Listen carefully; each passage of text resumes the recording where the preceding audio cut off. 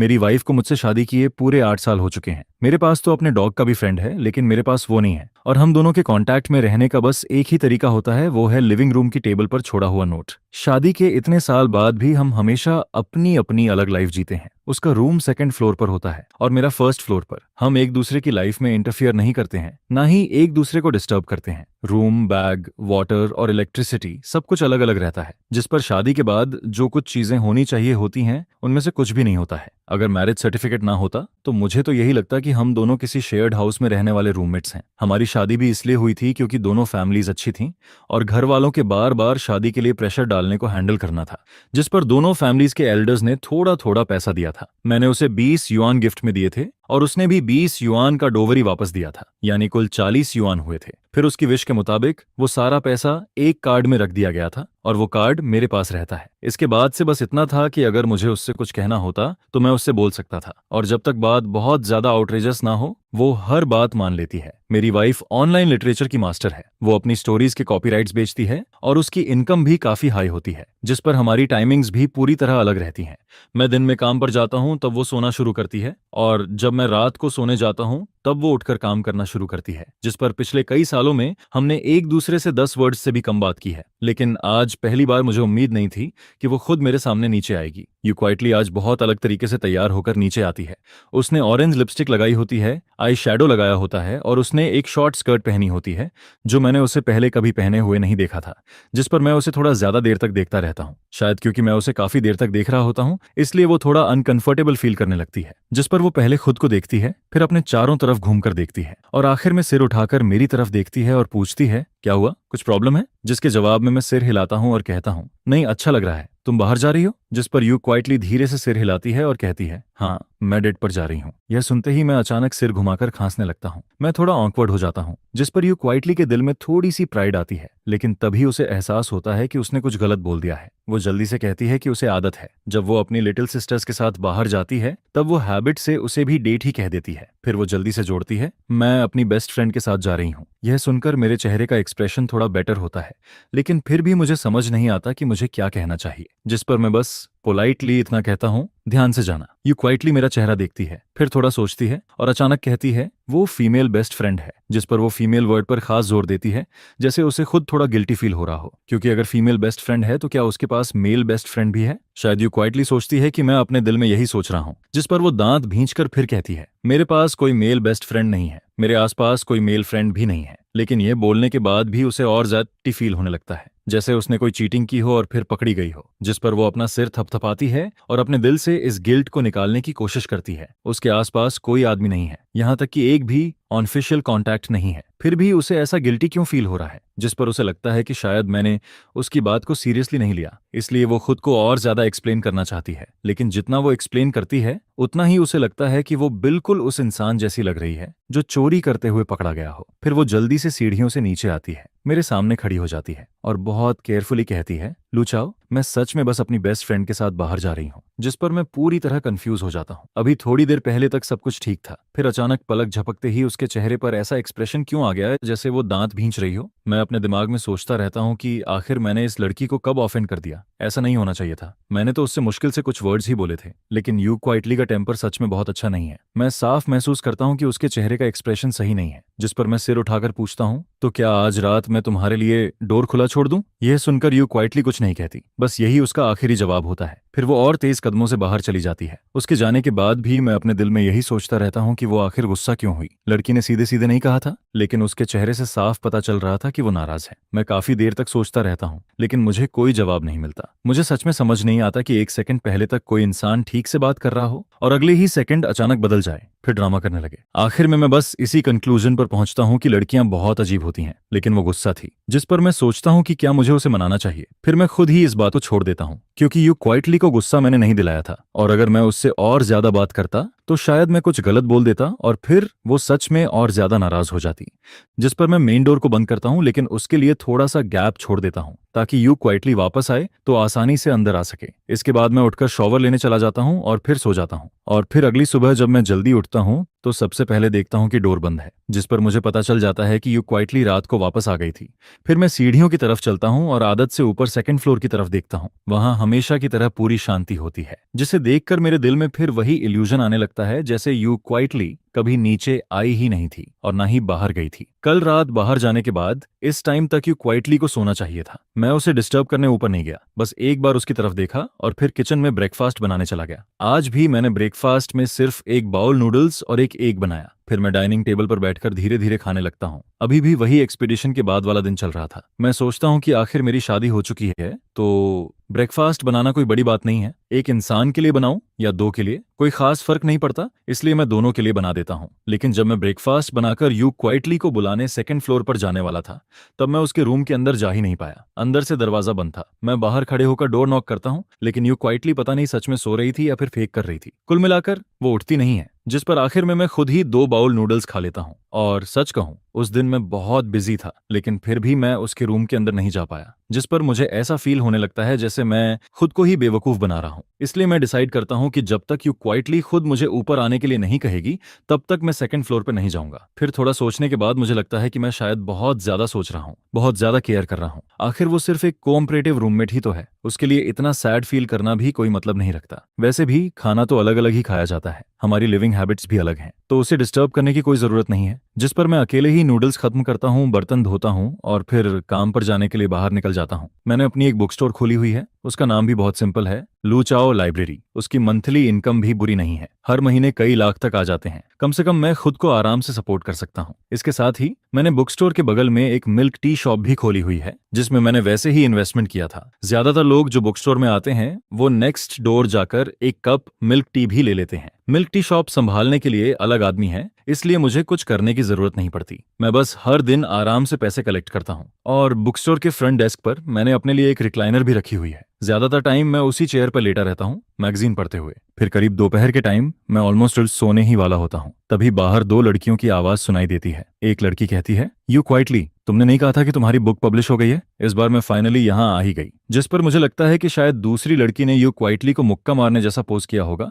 क्योंकि अगले ही सेकंड वो कहती है, यू क्वाइटली, मैं तुम्हें पंच मार दूंगी। ये सुनते ही मैं थोड़ा चौंक जाता हूँ। यू क्वाइटली का नाम और उसकी आवाज, इसका मतलब बाहर खड़ी लड़की सच में यू क्वाइटली ही है। लेकिन फिर भी मुझे थोड़ा यकीन नहीं होता, जिस पर मैं अपना फोन उठाकर टाइम देखता हूँ। यू क्वाइटली सच में दिन के टाइम बाहर आई हुई है। ये देखकर मुझे ऑलमोस्ट शॉक लगता है। मैं तो हमेशा सोचता था कि यू क्वाइटली कोई वैम्पायर है, मतलब वो ऐसी इंसान है जो दिन में बाहर नहीं निकलती। मैं रिलाइनर पर लेटा हुआ था, अगर कोई फ्रंट डेस्क की तरफ ना देखे तो उसे मैं दिखाई भी नहीं देता, जिस पर मैं धीरे से उठकर सीधा बैठ जाता हूँ ताकि बस मेरा सिर दिखे। वहां 2 लड़कियां खड़ी थीं, उनमें से एक यू क्वाइटली थी और दूसरी उसके साथ आई हुई लड़की थी जिसे मैं नहीं जानता। उस लड़की का लुक यू क्वाइटली से भी ज्यादा टायर्ड लग रहा था, लेकिन फिर भी ये नहीं कहा जा सकता कि वो उससे ज्यादा अच्छी लग रही थी। दोनों बिल्कुल अलग अलग टाइप की गर्ल्स थीं। कल मैंने यू क्वाइटली को अच्छे से तैयार होकर देखा था, इसलिए मुझे लगा था कि वो शायद वही टाइप की लड़की है जो मेकअप करने के बाद बहुत प्रिटी लगती है। लेकिन आज जाकर मुझे समझ आता है कि यू क्वाइटली तो वैसे ही यूथ ड्रामा वाली हीरोइन जैसी लगती है। जिस पर you quietly book store owner को देखने के लिए पलटती है और फिर उसकी नजर मुझ पर पड़ जाती है, जिसे देखकर मुझे अचानक ऐसा फील होता है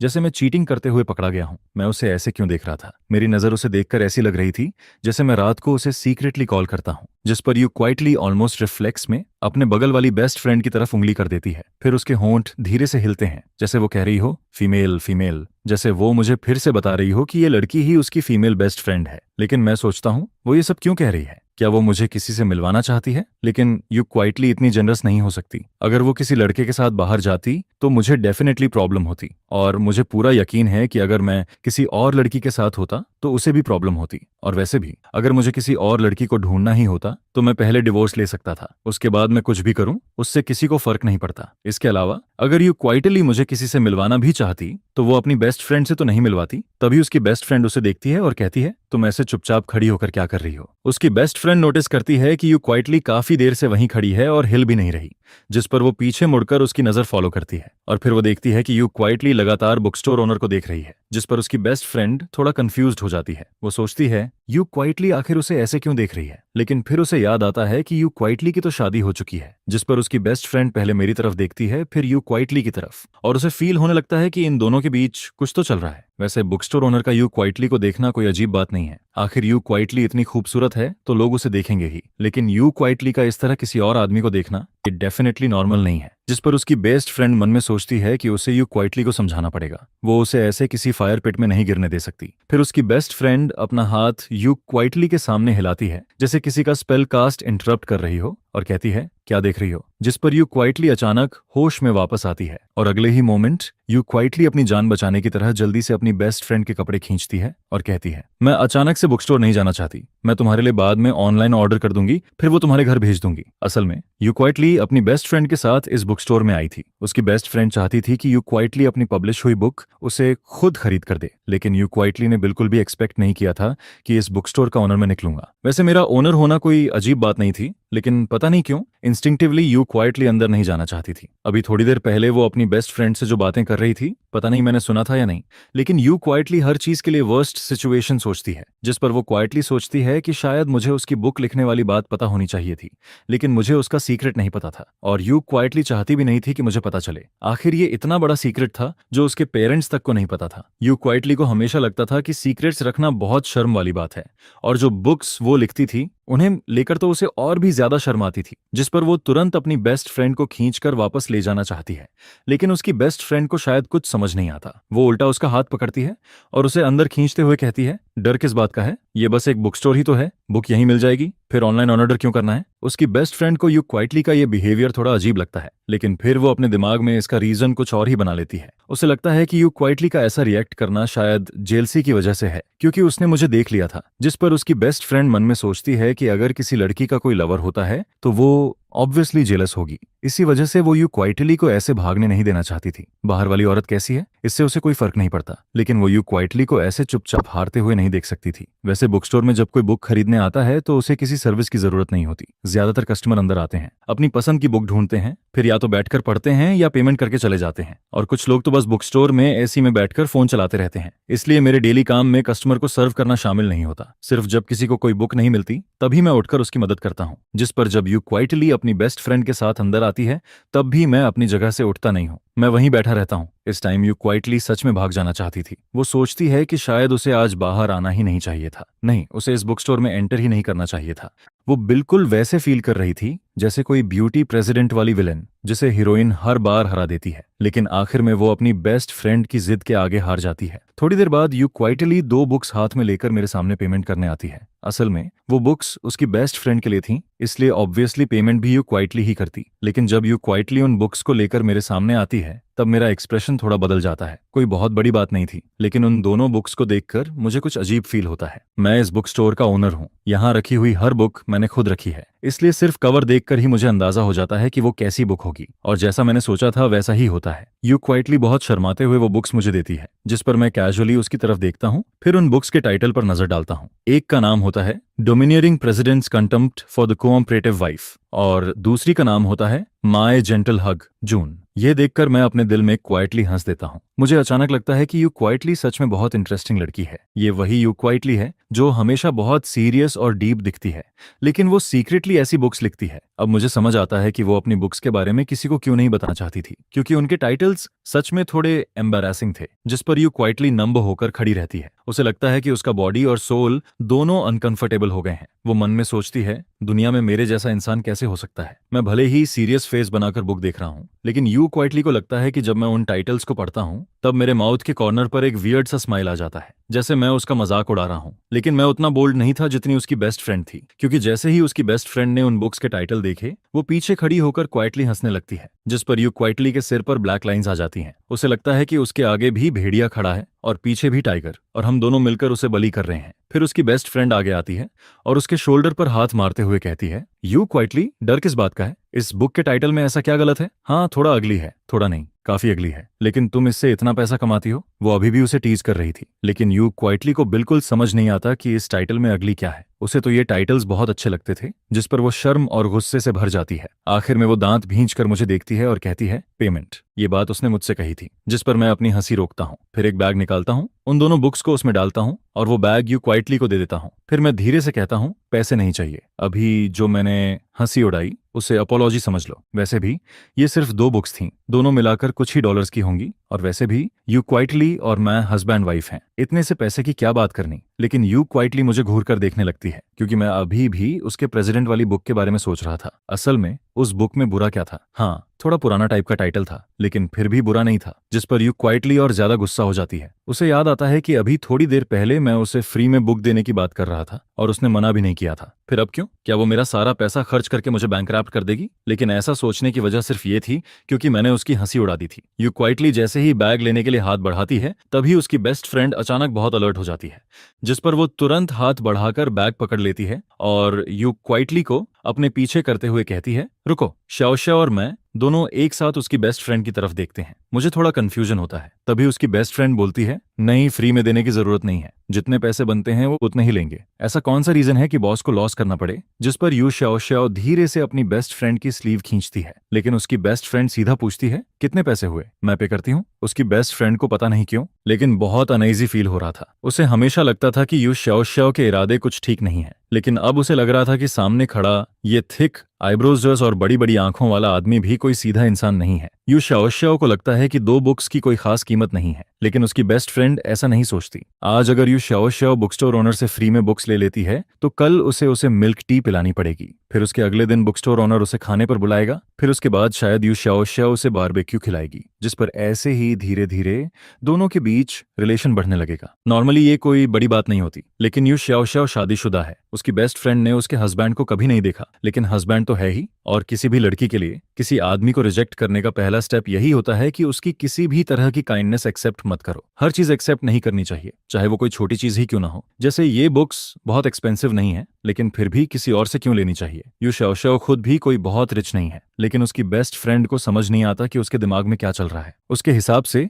किसी आदमी को दूर रखना है तो छोटी छोटी चीजों का लालच भी नहीं करना चाहिए, जिस पर वो बहुत जल्दी से बैग में हाथ डालती है, एक रेड नोट निकालती है और उसे टेबल पर पटकते हुए कहती है, बाकी वापस नहीं चाहिए। फिर वो जल्दी से बुक्स उठाती है, यू शाओशाओ का हाथ पकड़ती है और उसे बाहर की तरफ खींच ले जाती है। सब कुछ इतना जल्दी होता है कि यू शाओशाओ को मुझे ये तक कहने का मौका नहीं मिलता कि बाकी पैसे उसे दे देना, जिस पर बाहर जाते हुए वो बस एक बार पीछे मुड़कर मुझे थोड़ा हेल्पलेस लुक देती है। मैं थोड़ी देर के लिए अपना चेहरा छूता हूँ और सोचता हूँ कि आखिर मैंने किया क्या है। क्या मैं उसकी बेस्ट फ्रेंड के बहुत करीब चला गया था? लेकिन मैंने तो उससे मुश्किल से कुछ वर्ड्स ही बोले थे। फिर भी मैं आखिर में वही सोचता हूँ कि लड़कियों का टेम्पर सच में बहुत अजीब होता है। मैंने कुछ कहा भी नहीं, लेकिन यू शाओशाओ फिर से गुस्सा हो गई, जिस पर मैं वापस अपनी चेयर पर जाकर बैठ जाता हूँ। लेकिन यू शाओशाओ और उसकी बेस्ट फ्रेंड अभी ज्यादा दूर नहीं गई थी, इसलिए थोड़ी देर बाद मुझे फिर से दोनों की आवाज सुनाई देती है और ऑब्वियसली सबसे ज्यादा उसकी बेस्ट फ्रेंड ही बोल रही थी। वो यू शाओशाओ को डांट रही थी। वो कहती है, यू शाओशाओ, तुम्हारी शादी हो चुकी है, थोड़ा कंट्रोल में रह सकती हो क्या? यू शाओशाओ उसकी बात सुनकर थोड़ा कंफ्यूज्ड हो जाती है। उसकी बेस्ट फ्रेंड के वर्ड्स थोड़े रफ थे।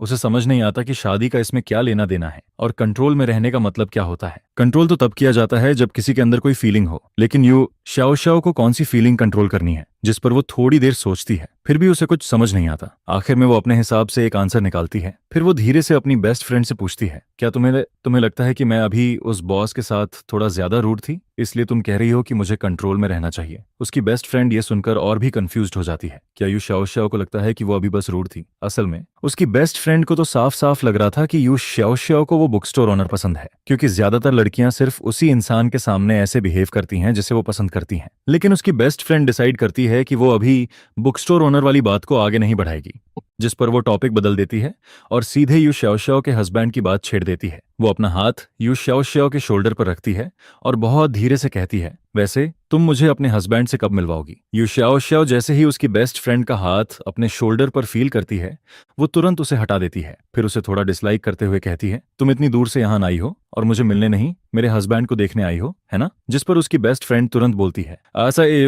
ऐसा मत बोलो, मेरा ऑलरेडी फियांसेस है, मैं तुम्हारे हस्बैंड को देखकर क्या करूंगी? फिर वो हंसते हुए कहती है, मैं तो बस ये बोल रही हूँ कि मैं इतनी दूर से आई हूं, तो क्या तुम दोनों मुझे खाना भी नहीं खिलाओगे? ऐसा मत बोलना कि तुम मुझे एक मील तक नहीं खिला सकती। यह सुनते ही काफी देर से चुप यू शाओशाओ का दिमाग थोड़ा ब्लैंक हो जाता है। उसे फील होता है कि उसका चेहरा थोड़ा गर्म हो रहा है, क्योंकि अब उसे समझ नहीं आता कि वो आगे क्या जवाब दे। अगर वो मुझे साथ चलने के लिए बोलेगी और अपनी बेस्ट फ्रेंड के साथ खाने पर बुलाएगी तो शायद मैं मान जाऊंगा। ऑफ कोर्स उसकी बेस्ट फ्रेंड की वजह से नहीं, सिर्फ यू शाओशाओ की वजह से। आखिर अगर सामने वाला खुद इनवाइट करे और मैं ना जाऊं तो क्या यू शाओशाओ की इंसल्ट नहीं होगी? वैसे भी मैं अभी फ्री ही हूं, लेकिन फिर भी मैं थोड़ा नर्वस फील करता हूँ क्योंकि ये पहली बार होगा जब मैं किसी लड़की के साथ खाना खाने जाऊंगा और उस लड़की में यू क्वाइटली भी शामिल है, जिस पर मैं अपने दिमाग में सोचने लगता हूँ कि अगर हम साथ में खाने गए तो क्या मुझे यू श्याओ श्याओ की प्लेट में डिशेस डालनी चाहिए। बुक स्टोर से थोड़ा दूर आने के बाद भी उसकी बेस्ट फ्रेंड को लगता है कि यू क्वाइटली अभी भी नॉर्मल नहीं हुई है। यू क्वाइटली के हाथ में मिल्क टी थी लेकिन उसने उसे हार्डली पिया था। वो बस एक सिप लेती है, फिर उसे हाथ में पकड़े रहती है। स्ट्रॉ पर उसकी लिपस्टिक का निशान रह जाता है। ऑफ कोर्स यू क्वाइटली सच में बेहोश नहीं हुई थी। वो सिर्फ अपने दिमाग में बार बार यही सोच रही थी कि घर वापस जाने के बाद वो मेरा सामना कैसे करेगी। अभी जो मैंने उसे देखा था वो उसे बार बार याद आ रहा था। उसे फील होता है जैसे मेरी नजर ने उसे पूरी तरह पकड़ लिया हो, जिस पर वो मन में बार बार सोचती है, damn domineering president, damn evil concubine, मुझे ऐसी बुक्स लिखनी ही नहीं चाहिए थी। उस ट्री शॉप। यू चुपचाप अपने मन में सोचता है, जिस पर वो अंदर ही अंदर थोड़ा सल्क भी करता है और फिर अचानक से अपना हाथ उठाकर मिल्क टी की एक सिप लेता है, जिस पर उसकी गर्लफ्रेंड देखती है कि यू क्वाइटली कुछ बोल ही नहीं रहा है तो वो अपना हाथ उठाकर यू जिंग के सिर पर हल्का सा नॉक कर देती है और कहती है, क्या सोच रहे हो यू क्वाइटली, मैं तुम्हें बता रही हूँ उसके बारे में मत सोचो। जिस पर यू क्वाइटली अपना सिर पकड़ लेता है, अपना चेहरा नीचे छुपाता है और फिर कहता है, अगली बार मारना हो तो थोड़ा धीरे मारना। यह सुनकर उसकी गर्लफ्रेंड अचानक से यू क्वाइटली की तरफ देखती है, जिस पर यू क्वाइटली एक हाथ से उसकी फेस को थोड़ा दूर पुश कर देता है और कहता है, ये क्या कर रही हो, मैं एक हैजर्डरी फादर हूँ, मेरे इतना क्लोज मत आओ, जाओ अपने फियांसे को ढूंढो। जिस पर अचानक उसकी गर्लफ्रेंड को जैसे कुछ याद आता है। वो तुरंत सीधी होकर खड़ी हो जाती है, अपने हाथ फोल्ड करती है, यू क्वाइटली को देखती है और फिर साई करते हुए कहती है, यू क्वाइटली, तुम्हें सच में उस ट्री शॉप ओनर को याद रखना चाहिए। कहीं ऐसा ना हो कि तुम उससे मिलो और फिर उसी से प्यार कर बैठो। जिस पर यू क्वाइटली तुरंत कहता है, नहीं। और फिर वो आगे कहता है, मुझे याद है कि तुम सी किंग टाइप नहीं हो, लेकिन तुम जितना बोलती जा रही हो उतना ही ज्यादा आउटरेजियस होती जा रही हो। यू क्वाइटली उसे इग्नोर करना चाहता है, जिस पर वो अपना पूरा ध्यान फिर से मिल्क टी पर लगा देता है, लेकिन उसकी गर्लफ्रेंड अभी भी एनालिसिस करती रहती है और कहती है, नहीं कुछ तो गड़बड़ है, तुम यहाँ रहते हो, शायद तुम पहले से ही। जिस पर वो अचानक रुक जाती है और फिर कहती है, नहीं, उसने हमसे मिलते ही ऐसा क्यों कहा। ठीक है, तुम यू क्वाइटली हो, लेकिन क्या तुम अपने हस्बैंड के लायक हो। जिसके जवाब में यू क्वाइटली उसे बहुत हेल्पलेस एक्सप्रेशन से देखता है और कहता है, अगर मैं तुम्हें ये बताऊं कि जो इंसान अभी मेरे साथ एक्ट नहीं कर रहा था वही मेरा हस्बैंड है तो। यह सुनकर उसकी गर्लफ्रेंड कुछ देर के लिए पूरी तरह स्टंट रह जाती है। फिर थोड़ी देर बाद जैसे उसे बात समझ आती है और वो अपनी आंखें बड़ी करके उसे देखती है, जिस पर वो तुरंत कहती है, इम्पॉसिबल, ये बिल्कुल फेक लग रहा है। कल डिनर पर तुमने एक स्ट्रॉ बांध कर मेरे सामने उठा दिया और कहा कि वो तुम्हारा हस्बैंड है। असल में अपनी शादी के बारे में यू क्वाइटली के पास छुपाने जैसा कुछ नहीं था। उसने पहले अपनी गर्लफ्रेंड को नहीं बताया था, लेकिन वो जानबूझकर नहीं छुपा रहा था। बस उसकी गर्लफ्रेंड के पास उसकी कोई फोटो नहीं थी। हालांकि शादी होना नॉर्मल बात है, लेकिन यू क्वाइटली कभी किसी को अपनी मैरिड लाइफ की फोटो दिखाना नहीं चाहता था। और फिर बात कल के डिनर पर आ जाती है, जिस पर यू क्वाइटली तुरंत कहता है, कल का डिनर तुम ही पे करोगी, तुम अभी भी मुझे डांट रही हो और कह रही हो कि मैं सीक्रेटली तुमसे कांटेक्ट करता हूं। जिस पर उसकी गर्लफ्रेंड कहती है, ठीक है, अगर खर्च नहीं करना तो मत करो, वो बहुत गरीब है, ओके। तुम दोनों ऑनेस्टली कभी मिले जुले भी नहीं हो। यह कहकर उसकी गर्लफ्रेंड फिर से आंखें रोल करती है और कैजुअली पूछती है, अच्छा छोड़ो, ये बताओ तुम अपने हस्बैंड को कब डिवोर्स देने वाली हो। ये सुनते ही यू क्वाइटली ऐसे रिएक्ट करता है जैसे किसी ने उसकी टेल पर पैर रख दिया हो। वो तुरंत घबराकर कहता है, किसने कहा कि मैं डिवोर्स लेने वाला हूं। जिस पर उसकी गर्लफ्रेंड को यू जिंग का रिएक्शन थोड़ा फनी लगता है। वो लगभग समझ चुकी होती है कि यू क्वाइटली क्या सोच रहा है, लेकिन अभी वो बस उसे टीज करना चाहती है। जिस पर उसकी बेस्ट फ्रेंड फिर से कहती है, अरे अभी तुम खुद नहीं कह रही थी कि तुम्हें वो पसंद नहीं है। जिस पर यू क्वाइटली कुछ देर चुप रहता है और फिर धीरे से कहता है, हालांकि मुझे लू चाओ पसंद नहीं है, लेकिन मैं उससे नफरत भी नहीं करता। हम इतने सालों से साथ हैं। सच कहूं तो वो बहुत ऑनरेबल है और मैं उसकी थैंकफुल हूं कि उसने मेरी इतनी सारी बैड हैबिट्स को टॉलरेट किया है। मैं रात के बीच में उठकर टेकआउट लेने चली जाती हूँ या खाना बनाना शुरू कर देती हूँ, लेकिन वो कभी फंस नहीं करता। लू चाओ मुझे पसंद नहीं करता, फिर भी वो मेरी कमियों को एक्सेप्ट करता है। इसके बाद यू क्वाइटली धीरे से कहता है, मैं बस ये सोचता हूँ कि आखिर लू चाओ और मेरी शादी हुई है। जब तक हमारे बीच किसी बड़ी बात को लेकर कोई कॉन्ट्राडिक्शन या डिफरेंस नहीं होता, तब तक हम डिवोर्स नहीं लेंगे। ऑफ कोर्स अगर लाइफ में कोई कॉन्फ्लिक्ट आता भी है तो उसे सॉल्व किया जा सकता है, और अगर कभी फ्यूचर में उसे कोई और पसंद आ जाए। ये कहते हुए यू क्वाइटली थोड़ी देर रुकता है और फिर कहता है, अगर वो मुझे डिवोर्स देना चाहे तो मैं सैड नहीं होऊंगा, क्योंकि शायद हमारी फेट बस यहीं तक थी। यह सुनकर उसकी गर्लफ्रेंड मुस्कुराती है और फिर उसे देखती हुई कहती है, तुम सच में बहुत कामली सोच लेते हो। लेकिन फिर उसकी आवाज अचानक बदल जाती है और वो इरिटेटेड टोन में कहती है, अगर मेरी शादी की ड्रेस पहनकर कोई दूसरा इंसान मुझे छोड़ने की कोशिश करे तो मैं उसका सिर घुमा दूंगी। जिस पर यू क्वाइटली थोड़ा लेफ्ट साइड में हट जाता है और कहता है, तुम बहुत डेंजरस हो। इसके बाद मैं आज थोड़ा लेट वापस आता हूँ। टाइम लगभग 7 या 8 बजे जैसा लग रहा होता है। मुझे लगा था कि यू क्वाइटली इतनी जल्दी वापस नहीं आएगा क्योंकि वो अपनी बेस्ट फ्रेंड के साथ था, लेकिन जब मैं वापस आता हूँ तब तक ऑफिशियली डिनर का टाइम हो चुका होता है। फिर भी मैं थोड़ा सरप्राइज्ड होता हूँ क्योंकि यू क्वाइटली अपने घोस्टली सीक्रेट के साथ खाना नहीं खा रहा होता है, जिस पर यू क्वाइटली दरवाजा खुलने और बंद होने की आवाज सेट सुनता है। वो सबकॉन्शियसली ऊपर देखता है, फिर मेरी तरफ आता है और मुझे हेलो बोलता है, गुड मॉर्निंग। यह बोलते ही उसे एहसास होता है कि उसने गलत बोल दिया, जिस पर वो थोड़ा ऑकवर्ड हो जाता है क्योंकि इस टाइम पर गुड मॉर्निंग कहना क्लियरली सही नहीं था। यू क्वाइटली जैसे कुछ कहना चाहता है लेकिन उसे थोड़ा ऑकवर्ड फील होता है, जिस पर वो फिर से अपना सिर नीचे कर लेता है। फिर जैसे उसे अचानक कुछ याद आता है, वो फिर से ऊपर देखता है और मुझसे पूछता है, क्या तुम खाना खाओगे? यह सुनकर मुझे सब कुछ बहुत स्ट्रेंज लगने लगता है। यू क्वाइटली मुझे डिनर के लिए इनवाइट कर रहा है और इस टाइम पर मैं जवाब देने की हिम्मत नहीं करता क्योंकि जब दुनिया इतनी अबनॉर्मल लगे तो जरूर कुछ ना कुछ गड़बड़ होती है। मुझे अभी भी याद है कि आज दोपहर यू क्वाइटली ने मुझे एक अजीब नजर से देखा था, जिस पर मैं सोचने लगता हूँ क्या उस लुक का मतलब ये था कि जब मैं घर वापस आऊंगा तब वो मेरा हिसाब करेगा। मैं दोपहर की बात याद करता हूँ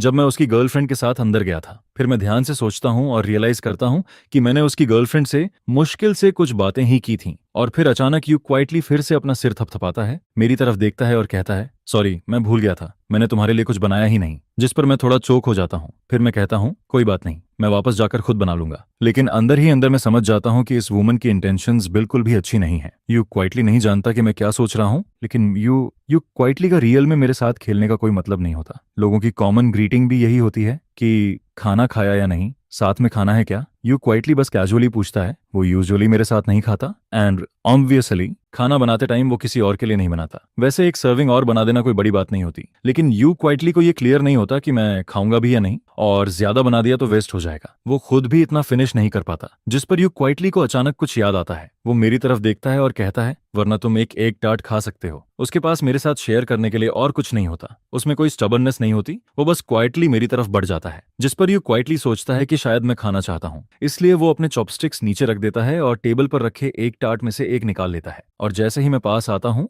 यू क्वाइटली वो एक टार्ट निकालकर मेरी तरफ बढ़ा देता है, जिस पर वो खुद वहीं बैठा रहता है और मैं खड़ा रहता हूँ। हमारी करंट हाइट ऐसी होती है कि यू क्वाइटली को मुझे एक टार्ट देने के लिए उसी पोजीशन में रहना पड़ता है। मैं पहली बार में उसे नहीं लेता, बल्कि पहले यू क्वाइटली की तरफ देखता हूँ। उसके होंठ के कोने पर थोड़ा ऑयल लगा होता है, शायद अभी जो उसने चिकन लेग खाया था उसी से लग गया था। और यू क्वाइटली जो नूडल्स खा रहा होता है वो भी काफी रिच होते हैं। उनमें एक फ्राइड एग होता है, ऊपर एक बड़ा चिकन लेग रखा होता है, सामने 3 एक टार्ट पड़े होते हैं और लेफ्ट साइड में 1 कप मिल्क टी भी रखा होता है। और यू क्वाइटली के हाथ में भी एक एक टार्ट होता है, जिस पर मैं हल्का सा स्माइल करता हूँ और फिर अपना वॉलेट निकालता हूँ। मैं उसे वो पैसे वापस देने वाला होता हूँ जो उसकी गर्लफ्रेंड ने आज दोपहर उसे बुक्स खरीदने के लिए दिए थे, जिस पर यू क्वाइटली मुझे देखकर थोड़ा कंफ्यूज्ड हो जाता है। मैं कहता हूँ, ये वही पैसे हैं जो तुम्हारी फ्रेंड ने दोपहर में तुम्हें बुक्स खरीदने के लिए दिए थे। जिस पर यू क्वाइटली कहता है, लेकिन तुमने तो कहा था कि ये मुझे दे रहे हो। फिर वो थोड़ा रुकता है और कहता है, उसने कहा था कि मुझे पैसे देना, तुम्हारे पैसे के बारे में बात नहीं की थी। उसकी बेस्ट फ्रेंड नहीं चाहती थी कि यू क्वाइटली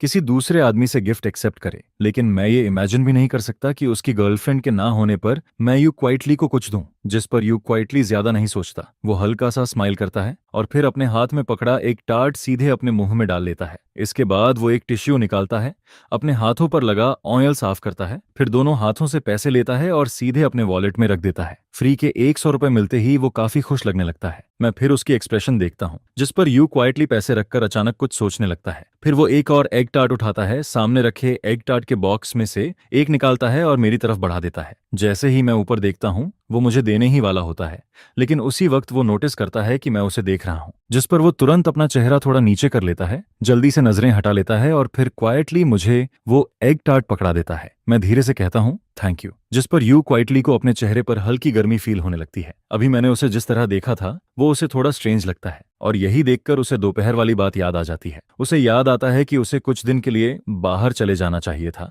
थोड़ा लाइमलाइट से दूर रहना चाहिए था और फिर वापस आना चाहिए था। लेकिन फिर वो अपने मन में कहता है, वाह क्या जेंटल टायरेंट है। वो बुक उसने नहीं लिखी थी। यू क्वाइटली ऐसा ओल्ड फैशन्ड लोगों को हुक करने वाला टॉर्चर टाइप चीजें नहीं लिखता। जिस पर यू क्वाइटली प्रिटेंड करता है कि उसे कोई फर्क नहीं पड़ता। वो फिर से नूडल्स खाना शुरू कर देता है। एक चॉपस्टिक नूडल्स उठाता है, फिर चिकन लेग का एक बाइट लेता है और फिर नूडल सूप की एक सिप लेता है। वो अभी उठने ही वाला होता है, लेकिन उसकी नजर अचानक मेरी तरफ चली जाती है, जिस पर वो तुरंत ऊपर देखता है और मुझे बुलाता है। असल में वो सोच रहा होता है कि मुझे कल खाने पर बाहर ले जाए, लेकिन वो मेरे साथ इतना फेमिलियर नहीं होता, इसलिए उसे समझ नहीं आता कि कैसे बोले। जिस पर मैं रुक जाता हूँ और उसकी तरफ देखकर पूछता हूँ, क्या हुआ? यू क्वाइटली कुछ देर तक मुझे देखता रहता है। उसे समझ नहीं आता कि कैसे बोले। आखिर में वो बस मेरे पास वाली चेयर की तरफ इशारा करता है और कहता है, तुम थोड़ी देर बैठ जाओ, रूम में वापस जाने की जल्दी मत करो, क्योंकि अभी सिर्फ हम दोनों ही यहाँ होते हैं, इसलिए उसके पास बात करने का चांस होता है। ऐसी चीजें किसी और पर नहीं छोड़ी जा सकती, क्योंकि उसे मेरी इच्छा भी कंसिडर करनी होती है। लेकिन यू क्वाइटली को ये नहीं पता होता कि मैं उसके साथ खाने पर जाने के लिए मानूंगा भी या नहीं, जिस पर मैं उसके पास जाकर बैठ जाता हूँ।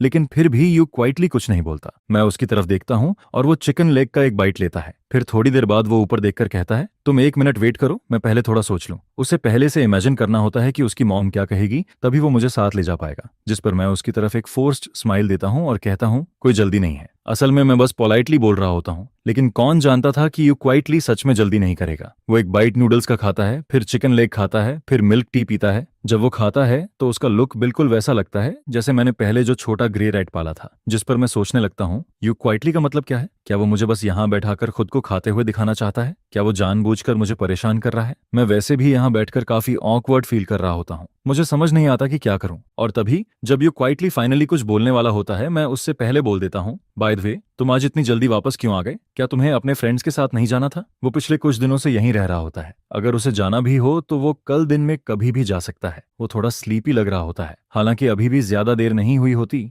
लेकिन वो बाहर घूमकर आया होता है। आज वो अपनी गर्लफ्रेंड के साथ बाहर गया था और अलार्म क्लॉक की वजह से उसकी आंख 11 बजे के बाद खुली थी। अगर इसे किसी नॉर्मल इंसान के शेड्यूल में कन्वर्ट किया जाए तो यू क्वाइटली को रात के बीच में सोना चाहिए था और फिर बाहर खेलने जाना चाहिए था, जिस पर वो थोड़ा कंफ्यूज्ड हो जाता है। मैं बस सिर हिलाता हूँ, कुछ नहीं बोलता, और फिर मैं मन में सोचने लगता हूँ, यू क्वाइटली की बेस्ट फ्रेंड भी मुझे साथ खींचना चाहती थी। मैं बस वेट कर रहा था कि यू क्वाइटली खुद डिनर वाली बात शुरू करे, लेकिन साफ दिख रहा होता है कि यू क्वाइटली का पूरा ध्यान नूडल्स पर होता है और उसका उस टॉपिक को छेड़ने का कोई इरादा नहीं होता। जिस पर मैं सोचने लगता हूँ, कहीं डिनर कैंसिल तो नहीं हो गया? शायद यू क्वाइटली को बोलने में शर्म आ रही हो। मैं खुद उससे पूछना चाहता हूँ, लेकिन अभी हमारा रिश्ता उस पॉइंट तक नहीं पहुंचा होता और मुझे ये भी नहीं पता होता कि अगर मैं ये बात बोलूं तो कहीं यू क्वाइटली कुछ और ही ना सोच ले। मैं इन सेंसिटिव बातों की वजह से हस्बैंड वाइफ के बीच कोई झगड़ा भी नहीं करवाना चाहता, और कॉन्फ्लिक्ट्स अवॉइड करने का सबसे आसान तरीका यही होता है कि कुछ मत बोलो, क्योंकि बाद में अगर यू क्वाइटली खुद पूछे तो मैं एक्सप्लेन भी नहीं कर पाऊंगा। जिस पर मैं खुद से पूछने का आइडिया छोड़ देता हूँ और सोचता हूँ कि यू क्वाइटली खुद ही बात करेगा। वो हमेशा खुद मेंशन करता है और जैसे ही यू क्वाइटली ये बात करेगा मैं तुरंत एग्री कर दूंगा। मैं कभी भी उसे ऑकवर्ड फील नहीं करवाना चाहता, पता ही नहीं चलता, और यू क्वाइटली बॉल के सारे नूडल्स फिनिश कर देता है। लेकिन जो बात वो मुझसे कहना चाहता था वो अभी तक अपने मन में बना नहीं पाता। जिस पर यू क्वाइटली मिल्क टी उठाता है और उसे पीते हुए खुद को काम करने लगता है। वो मन में सोचता है, अभी नहीं बोल सकता, थोड़ा और वेट करना पड़ेगा। जिस पर मुझे सच में लगने लगता है कि शायद वो बस चाहता है कि मैं उसे खाते हुए देखता रहूं। मैं देखता हूं कि यू क्वाइटली खाना खत्म कर चुका है, इसलिए मैं हल्का सा स्माइल करके पूछता हूं, तुम तो कुकिंग में अच्छे हो ना, फिर टेकआउट क्यों मंगाते हो? जिस पर यू क्वाइटली बहुत शॉर्ट में जवाब देता है, क्योंकि मैं लेजी हूं। खाना बनाने के बाद बर्तन भी धोने पड़ते हैं और उससे मेरी नींद खुल जाती है। उसकी बात सुनकर मैं कुछ देर के लिए रुक जाता हूँ। फिर थोड़ी देर बाद मैं कहता हूँ, लेकिन हर टाइम टेकआउट खाना भी सही नहीं है, हेल्थ के लिए अच्छा नहीं होता। जिस पर यू क्वाइटली बस सिर हिला देता है, लेकिन देखकर ही समझ आ जाता है कि उसने बात सुनी जरूर है पर मानी नहीं है। मैं भी ज्यादा कुछ नहीं कहता। आखिर यू क्वाइटली इतना बड़ा है कि उसे खुद डिसाइड करना चाहिए कि क्या सही है और क्या नहीं। जिस पर यू क्वाइटली नीचे बाउल में बचे सूप को देखता रहता है। वो काफी देर तक मन में सोचता रहता है और आखिर में हिम्मत करके मेरी तरफ देखता है। फिर वो धीरे से मेरा नाम लेता है। मैं उसकी तरफ देखता हूँ और पूछता हूँ, क्या हुआ? लेकिन यू क्वाइटली कुछ नहीं बोल पाता। वो बस मेरा चेहरा देखता रहता है और आखिर में जो बात उसे कहनी चाहिए थी वो फिर से अपने दिल में दबा देता है। फिर वो कहता है, कुछ नहीं, मैं डिशेस धोने जा रहा हूँ। इतना कहकर वो उठता है, नूडल बाउल उठाता है और किचन की तरफ चला जाता है। मैं उसकी पीठ को देखता रहता हूँ और मन में सोचता हूँ,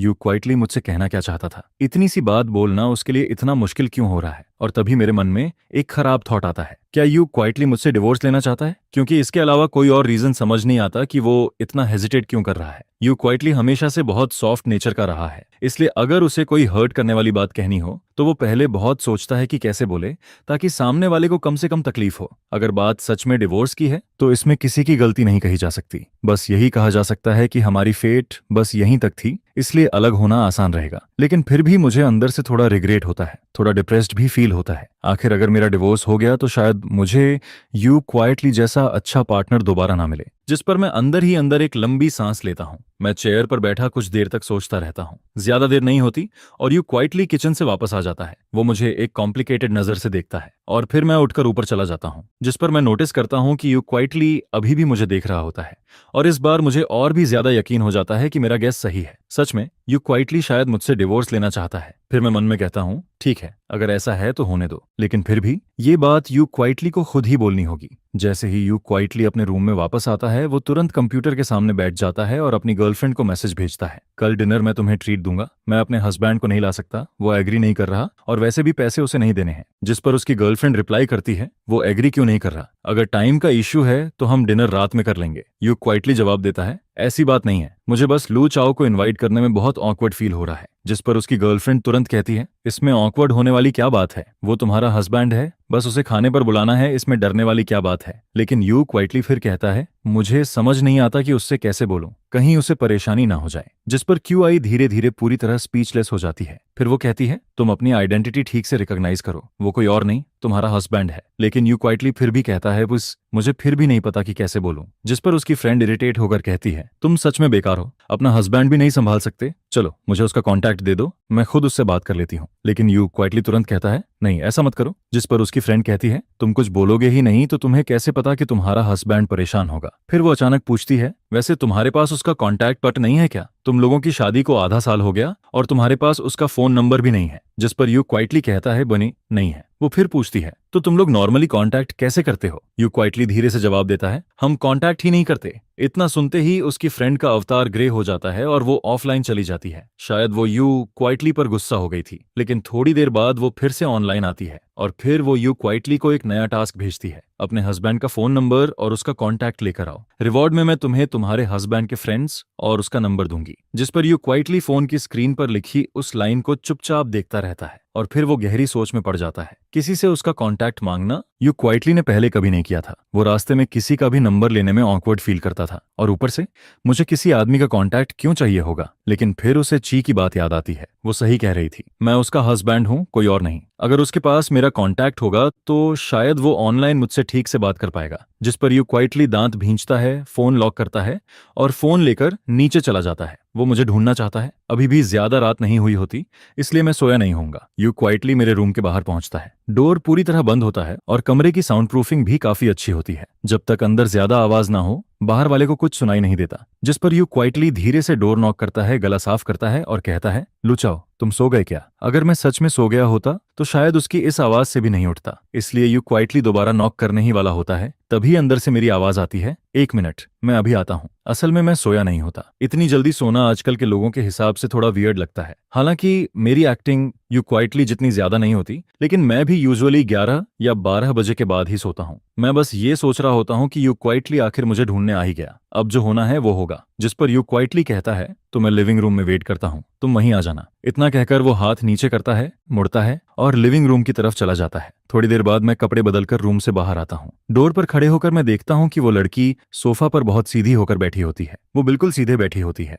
फोन उसके हाथ में होता है और उसके चेहरे पर साफ नर्वसनेस दिख रही होती है। यू क्वाइटली सिर नीचे किए बैठा होता है। मैं साफ देख सकता हूँ कि वो बहुत नर्वस है। जिस पर मैं मन में सोचता हूँ, आ गया वो मोमेंट। इतने सालों से चल रही ये शादी शायद यहीं खत्म होने वाली है। मैं अपने चेहरे के एक्सप्रेशन को कंट्रोल करता हूँ, मन की सारी बातें दबा देता हूँ और यू क्वाइटली की तरफ चलने लगता हूँ। जैसे ही यू क्वाइटली मुझे आता हुआ देखता है, वो भी तुरंत खड़ा हो जाता है, फोन नीचे रख देता है और कॉफी टेबल पर रखा पानी मेरी तरफ बढ़ा देता है। और फिर लगभग उसी टाइम पर हम दोनों एक साथ बोलते हैं। यू क्वाइटली कहता है, लू चाओ चलो फ्रेंड ऐड कर लेते हैं। और मैं कहता हूँ, यू क्वाइटली चलो डिवोर्स ले लेते हैं। दोनों की बात एक साथ निकलती है, जिस पर दोनों कुछ देर के लिए रुक जाते हैं। मैं हैरान होता हूँ कि लू चाओ उससे डिवोर्स क्यों लेना चाहेगा, आखिर क्यों? क्या कहीं कोई मिसअंडरस्टैंडिंग है? और दूसरी तरफ यू क्वाइटली को ऐसा लगता है जैसे किसी ने उसके दिल पर पानी फेर दिया हो। वो इतनी हिम्मत करके इतनी मुश्किल से मेरे पास मेरा कॉन्टैक्ट मांगने आया था और बदले में उसे ये सुनने को मिलता है कि मैं उससे डिवोर्स लेना चाहता हूँ। उसकी पहली बार किसी का कॉन्टैक्ट मांगने की कोशिश पूरी तरह फेल हो जाती है। जिस पर यू क्वाइटली का चेहरा बदल जाता है। वो थोड़ा हर्ट और थोड़ा गुस्से में लगने लगता है। वो झुककर पानी वापस टेबल पर रख देता है। मैं मन में सोचता हूँ कि वो मुझे पानी भी नहीं देना चाहता और मैं समझ नहीं पाता। इतने सालों की शादी में यू क्वाइटली को कभी मेरा कॉन्टैक्ट वर्क नहीं चाहिए था, और अब जब डिवोर्स की बात हो रही है तब उसे अचानक मेरा नंबर चाहिए। इसका मतलब क्या है? क्या ये अलग होने से पहले की आखिरी फॉर्मेलिटी है? मैं मन में सोचता हूँ कि कम से कम लू चाओ आखिर तक डिसेंट इंसान तो रहा। जिस पर यू क्वाइटली फिर से फोन उठाता है, लेकिन इस बार फोन पकड़ते हुए उसके हाथ हल्के से कांप रहे होते हैं। फिर वो मेरी तरफ देखता है और कहता है, ठीक है, मुझे रीजन बताओ, हम डिवोर्स क्यों लेंगे। उसके अंदर एक अजीब सा एहसास होता है, जैसे उसकी कोई चीज उससे छिन रही हो। वो मन में सोचता है कि शायद मैं उससे डिवोर्स इसलिए लेना चाहता हूँ क्योंकि मुझे कोई दूसरी लड़की पसंद आ गई है, लेकिन वो मुझे कुछ ब्लेम भी नहीं कर सकता। आखिर वो खुद कोई परफेक्ट वाइफ नहीं था। उसकी बात सुनकर मैं कुछ देर के लिए चुप हो जाता हूँ।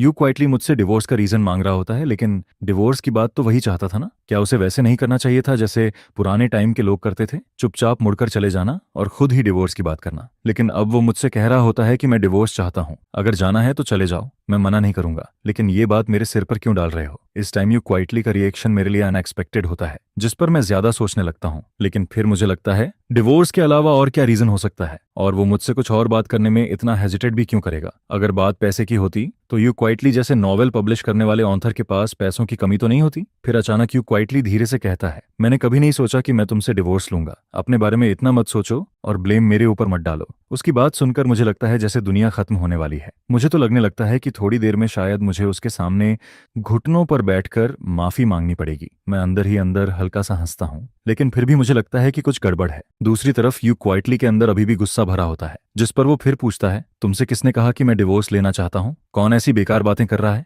और जो इंसान डिवोर्स लेना चाहता है वो क्या ऐसा दिखता है। जैसे ही यू क्वाइटली ये कहता है, मैं तुरंत सिर नीचे कर लेता हूँ। मेरा रिएक्शन इतना फास्ट होता है कि यू क्वाइटली भी सरप्राइज हो जाता है। मैं जल्दी से कहता हूँ, नहीं, तुम्हारी वजह से नहीं, मेरी गलती थी। मैं सीधा अपनी गलती मान लेता हूँ, जिस पर यू क्वाइटली कुछ देर के लिए स्पीलेस हो जाता है। असल में वो मुझे थोड़ा डांटना चाहता था, लेकिन फिर उसे लगता है कि अभी हमारा रिश्ता इतना क्लोज नहीं है कि वो ऐसा करे, और फिर उसे और ज्यादा गुस्सा आने लगता है। लेकिन मैं इतनी जल्दी गलती मान लेता हूँ कि उसका सारा गुस्सा वहीं रुक जाता है, जैसे मैंने पहले ही तेज नाइफ से उसका अटैक रोक दिया हो। जब मैं देखता हूँ कि उसका चेहरा थोड़ा नॉर्मल हुआ है तो मैं जल्दी से एक्सप्लेन करता हूँ, तुम पहले मुझसे कुछ कहना चाहते थे, लेकिन तुम इतने ऑकवर्ड लग रहे थे, इसलिए तुम्हें लगा था कि मैं तुमसे डिवोर्स लेने वाला हूँ। लेकिन अभी तक भी मुझे समझ नहीं आता है कि यू क्वाइटली आखिर मुझसे क्या कहना चाहता है। जिस पर यू क्वाइटली चुपचाप अभी अभी डाला हुआ पानी का एक सिप लेता है ताकि अपने शौक को दबा सके, और साथ ही साथ यू क्वाइटली ये भी सोच रहा होता है कि उसे आगे क्या कहना चाहिए, क्योंकि यू क्वाइटली को लगता है कि अगर वो बहुत ज्यादा फियरस हो गया तो मैं डर जाऊंगी, और अगर वो बहुत सॉफ्ट हो गया तो मुझे लगेगा कि उसे आसानी से मनाया जा सकता है,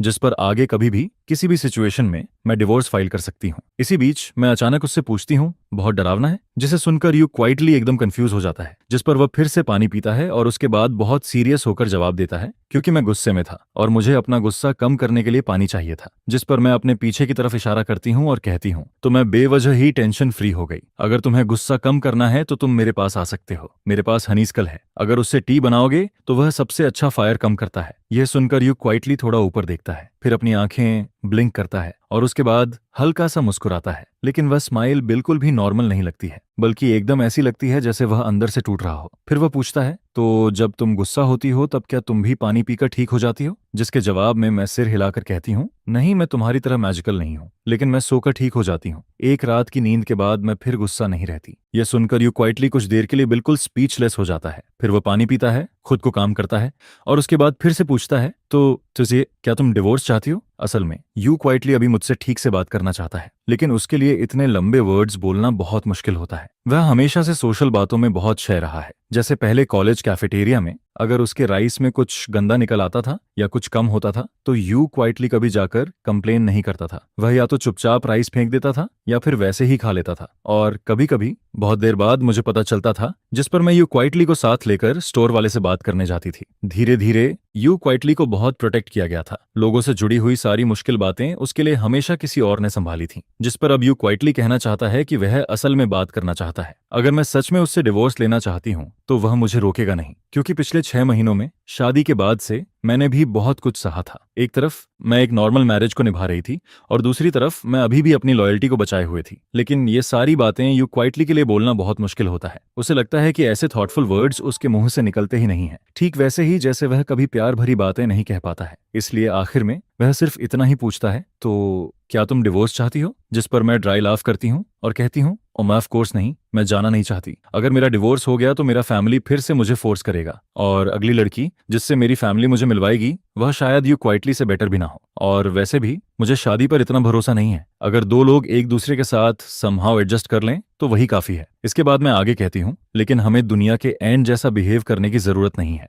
हम बस सोल्जर्स की तरह पास रह सकते हैं, जिस पर मैं पूरा चॉइस यू क्वाइटली के हाथ में छोड़ देती हूँ। अगर यू क्वाइटली कहे कि वह साथ रहना चाहता है तो हम साथ रहेंगे, और अगर वह कहे कि उसे जाना है तो फिर हम अलग हो जाएंगे। मैं हुआगुओ माउंटेन वापस चली जाऊंगी और यू क्वाइटली वापस ल्यूशाहे चला जाएगा, और उसके बाद हम हमेशा के लिए अलग हो जाएंगे। यह सुनकर यू क्वाइटली के सिर में दर्द होने लगता है, क्योंकि वह समझ ही नहीं पाता कि मैं आखिर चाहती क्या हूं। उसे कैसे पता चले कि कौन सा आंसर मुझे खुश करेगा।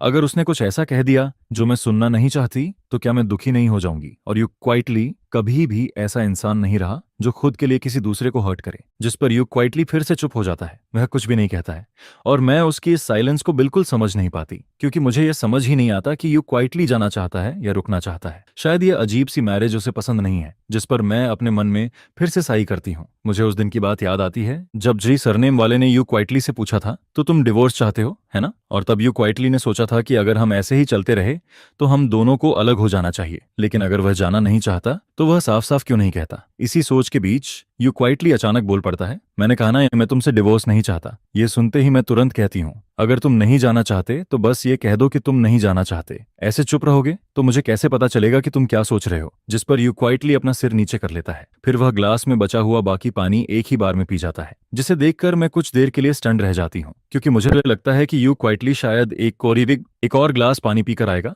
ताकि फिर से मुझसे लड़ सके, लेकिन ऐसा नहीं होता। यू क्वाइटली उसके बाद कुछ भी नहीं कहता है, वह सिर्फ इतना कहता है, ठीक है मैं रूम में वापस जा रहा हूँ, आज मैंने तुम्हें अब डिस्टर्ब किया। और फिर यू क्वाइटली बिल्कुल वही करता है, वह दोनों पेपर कप्स उठाकर ट्रैश कैन में फेंक देता है, जिस पर वह धीरे धीरे स्टेयर्स पर कदम रखता है और ऊपर चला जाता है। उसे ऐसा नहीं करना चाहिए था। यू क्वाइटली को अपने दिल की सारी बातें कह देनी चाहिए थी। अगर वह नहीं बोलेगा तो मुझे कैसे पता चलेगा कि वह क्या सोच रहा है। लेकिन बात बीच में ही रुक जाती है। यू क्वाइटली आधे रास्ते में ही पीछे हट जाता है और उसके बाद सिर्फ एक ठीक है छोड़कर चला जाता है, जिस पर मुझे सिर्फ इतना फील होता है कि ये छोटी सी लड़की यू क्वाइटली अभी बहुत हर्ट है, जैसे वह अपनी सारी शिकायतें, अपना सारा दुख अपने अंदर ही दबा रहा है। नहीं, आज मुझे यू क्वाइटली से ठीक से बात करनी होगी। मुझे जानना है कि उसके दिमाग में आखिर चल क्या रहा है। जैसे ही मेरे मन में यह थॉट आता है, मैं तुरंत यू क्वाइटली का नाम लेकर उसे बुलाती हूँ, जिस पर यू क्वाइटली, जो स्टेयर्स पर आधा ऊपर जा चुका होता है, मेरी आवाज सुनते ही रुक जाता है और फिर पीछे मुड़कर मेरी तरफ देखता है। फिर भी क्या और कुछ है? यू क्वाइटली पूछता है। मैं कहती हूँ, नीचे आओ, मुझे तुमसे कुछ कहना है। जिस पर यू क्वाइटली फिर से मुड़ता है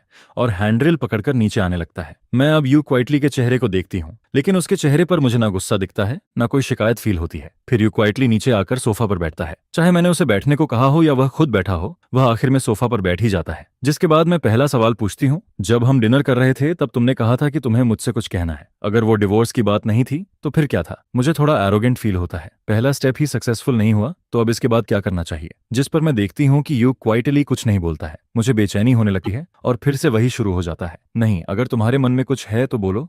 तुम्हारे चेहरे को देखकर कोई कैसे समझेगा कि तुम क्या सोच रहे हो? यह कहते हुए मुझे थोड़ा डिप्रेस्ड भी फील होता है, क्योंकि दोपहर में मैंने उसे उसके बेस्ट फ्रेंड से बात करते हुए सुना था। शायद वह मुझे कोई बुक देना चाहता था। यह सुनकर मुझे लगा था कि यू क्वाइटली शायद काफी लाइवली पर्सनालिटी वाला होगा, लेकिन मेरे सामने आते ही यू क्वाइटली फिर से इंट्रोवर्ट बन जाता है। लेकिन कोई बात नहीं, मैं यू क्वाइटली को टाइम दूंगी, उसे सोचने दूंगी, सब कुछ क्लियर करने दूंगी और फिर आंसर देने दूंगी। जब दो लोग बात कर रहे होते हैं और सामने वाला मोबाइल फोन उठा ले तो वह बहुत रूड लगता है। इसलिए मैंने अपना मोबाइल नहीं देखा और यू क्वाइटली भी अपना मोबाइल नहीं देखता है, क्योंकि उसे भी पता है कि इस टाइम मोबाइल पकड़ना गलत लगेगा। इसलिए वो बस सीधा बैठा रहता है। लेकिन काफी देर तक ऐसे बैठे रहने के बाद यू क्वाइटली थोड़ा अनकंफर्टेबल फील करने लगता है, जिस पर मैं कुछ देर तक उसे देखती रहती हूँ। लेकिन यू क्वाइटली अभी भी कुछ बोलने के साइंस नहीं दिखाता है। तभी अचानक मुझे लगता है कि हम दोनों के बीच का रिश्ता कुछ अजीब हो गया है। मैं कहती हूँ, मुझे अभी तुम्हारे सामने वैसा फील हो रहा है जैसे कोई स्टूडेंट जिसे ऑफिस में बुलाया गया हो। यह सुनकर मैं खुद ही हल्का सा कंप्लेन करने वाले अंदाज में बोलती हूँ, जिस पर यू क्वाइटली हंस देता है और यह उसके तरफ से पहली रिएक्शन होती है। जैसे ही मैं उसे हंसते हुए देखती हूँ, मैं तुरंत मौका देखकर कहती हूँ, यू क्वाइटली, तुम्हें इतना सोचने की जरूरत नहीं है। तुम्हें बस सीधे बोलना चाहिए कि तुम डिवोर्स नहीं चाहते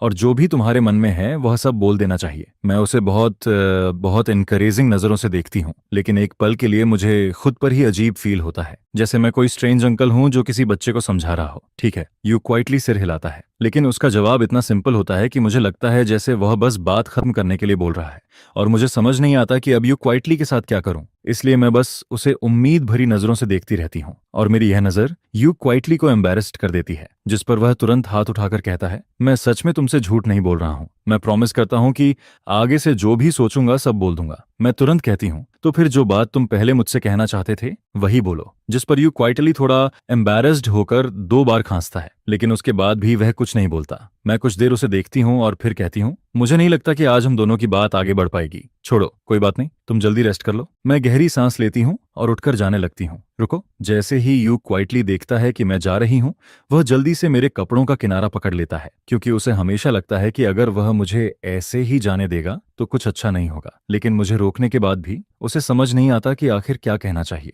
जिस पर मैं नीचे देखती हूँ, यू क्वाइटली मेरे कपड़ों का किनारा पकड़े होता है। फिर वह सिर उठाकर मेरी तरफ देखता है, लेकिन अगले ही पल उसका चेहरा लाल हो जाता है। उसे लगता है कि उसने कुछ गलत कर दिया, जिस पर वह तुरंत मेरा कपड़ा छोड़ देता है, जैसे उसने कोई बहुत बड़ी गलती कर दी हो। और फिर वह अपना वही हाथ जो अभी अभी मेरे कपड़े पकड़ रहा था, अपनी पीठ के पीछे छुपा लेता है, ताकि मैं उसे ना देख सकूं। असल में यह कोई बड़ी बात नहीं थी, लेकिन यू क्वाइटली को लगता है कि शायद यह बात मेरे लिए परेशानी बन सकती है। यू क्वाइटली धीरे से कहता है, मुझे नहीं पता कि यह बात तुम्हारे लिए ट्रबल बनेगी या नहीं। जिस पर मैं तुरंत कहती हूँ, अगर तुम बताओगे ही नहीं तो मुझे कैसे पता चलेगा कि वह ट्रबल है या नहीं। छिन मनमन ने भी उससे यही कहा था, लेकिन फिर भी यू क्वाइटली को हमेशा लगता है कि ऐसा करना सही नहीं है। उसे लोगों को परेशान करना पसंद नहीं है, और छिन मनमन तो उसके पास रिलेशनशिप की वजह से थी, लेकिन मेरे साथ उसके और मेरे बीच सिर्फ एक मैरिज का रिश्ता है। जिस पर यू क्वाइटली अचानक कहता है, अभी हम डिवोर्स की बात कर रहे थे, तुम जाना चाहती हो या नहीं जाना चाहती? मुझे सीधे पूछना चाहिए था। अब यू क्वाइटली थोड़ा परेशान होकर मेरी तरफ देखता है और फिर आखिरकार सब कुछ बोल देता है। मुझे कैसे पता चले कि कौन सा जवाब तुम्हें हर्ट करेगा? अगर तुम डिवोर्स चाहती हो और मैं कह दूं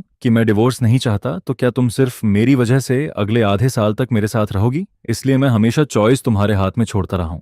मैं चाहता था कि फैसला तुम करो। फिर वो मेरी तरफ देखता है और कहता है, तुम बस मुझे एक क्लियर आंसर दे दो, चाहे तुम जाना चाहती हो या नहीं जाना चाहती। इन दोनों में से कोई एक आंसर दे दो। फिर मुझे क्यों पूछना चाहिए कि मैं क्या चाहता हूँ? इस बार यू क्वाइटली बहुत कुछ बोल देता है और मैं उसकी सारी बातें बहुत ध्यान से सुनती हूँ। जब वह बोलना खत्म करता है, तब मुझे समझ आता है कि यू क्वाइटली बहुत ज्यादा सोचता है, लेकिन हमेशा सिर्फ दूसरों के बारे में सोचता है, कभी खुद के बारे में नहीं। जिस पर मैं उससे पूछती हूँ, क्या तुम्हारी फीलिंग्स इंपॉर्टेंट नहीं है? मैंने उसके बारे में बहुत सोचा था, इसलिए जब मैंने उससे कहा कि मैं डिवोर्स नहीं चाहती, तब मैंने पूरा फैसला उसके हाथ में छोड़ दिया था, क्योंकि उस टाइम मुझे समझ नहीं आ रहा था कि यू क्वाइटली क्या चाहता है। मैरिज तभी चलती है जब दोनों लोग उसे चलाना चाहते हों। अगर एक इंसान ही उसे निभाना चाहता रहे और दूसरा नहीं, तो फिर उसका कोई मतलब नहीं होता। इसलिए चॉइस उसके हाथ में देना कोई बड़ी बात नहीं थी। मुझे बस इतना चाहिए था कि यू क्वाइटली अपने मन की बात बता दे। उसके बाद हम दोनों मिलकर डिसाइड कर सकते थे कि आगे क्या करना है। लेकिन मैंने नहीं सोचा था कि प्रॉब्लम सिर्फ इतनी सी होगी। ये सुनकर यू क्वाइटली एकदम स्टंडन रह जाता है। वह धीरे से अपना मुंह खोलता है और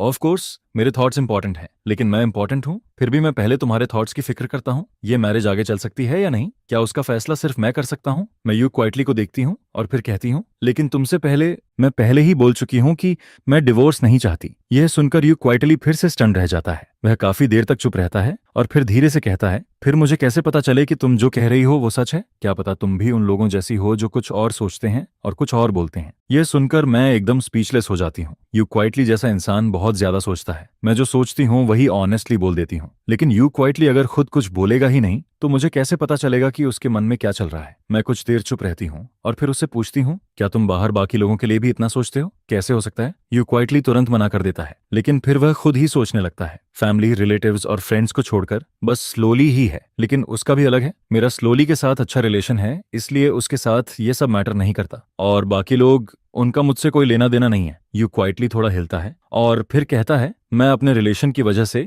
किसी और को हर्ट नहीं करूंगा, और जो लोग मेरे लिए मैटर नहीं करते उनके लिए मैं खुद को भी अपसेट नहीं करूंगा। यह सुनकर मैं मन में सोचती हूँ, अगर ऐसे हिसाब लगाऊं तो यू क्वाइटली की लिस्ट में मैं शायद पहली बार सबसे ऊपर हूँ। जिस पर मैं पूछती हूँ, और मैं ऑन ऑफ कोर्स तुम उनसे अलग हो। अलग कैसे? उनकी क्या आइडेंटिटी है और मेरी क्या आइडेंटिटी है? यह सुनते ही यू क्वाइटली चुप हो जाता है। वह कुछ नहीं बोलता। असल में यह एकदम नॉर्मल सवाल था, लेकिन ना जाने क्यों यू क्वाइटली को यह सवाल कुछ अलग ही फील करवाता है, जैसे मैं उसके लिए कोई स्पेशल पर्सन हूँ। मैं फिर पूछती हूँ, तो फिर मेरी आइडेंटिटी क्या है? मैं बस ये सुनना चाहती हूँ कि यू क्वाइटली खुद अपने मुंह से बोले, लेकिन यू क्वाइटली फिर भी नहीं बोलता। शायद वह कहना चाहता है, कन्वी तुम मेरे हस्बैंड हो, लेकिन उसके लिए यह लाइन बोलना बहुत ज्यादा ऑकवर्ड है, क्योंकि अगर वह ऐसी बातें बोलेगा तो शायद फिर उसे लगेगा कि लोग उसे चिढ़ाएंगे या कहेंगे कि वह बहुत इमोशनल हो रहा है। जिस पर यू क्वाइटली का चेहरा फिर से लाल हो जाता है। वह कुछ भी नहीं बोल पाता। उसका एक्सप्रेशन देखकर मैं अचानक हंस देती हूँ, क्योंकि अब मुझे समझ आने लगता है मैं यू क्वाइटली के लिए सिर्फ एक नॉर्मल रूममेट नहीं हूँ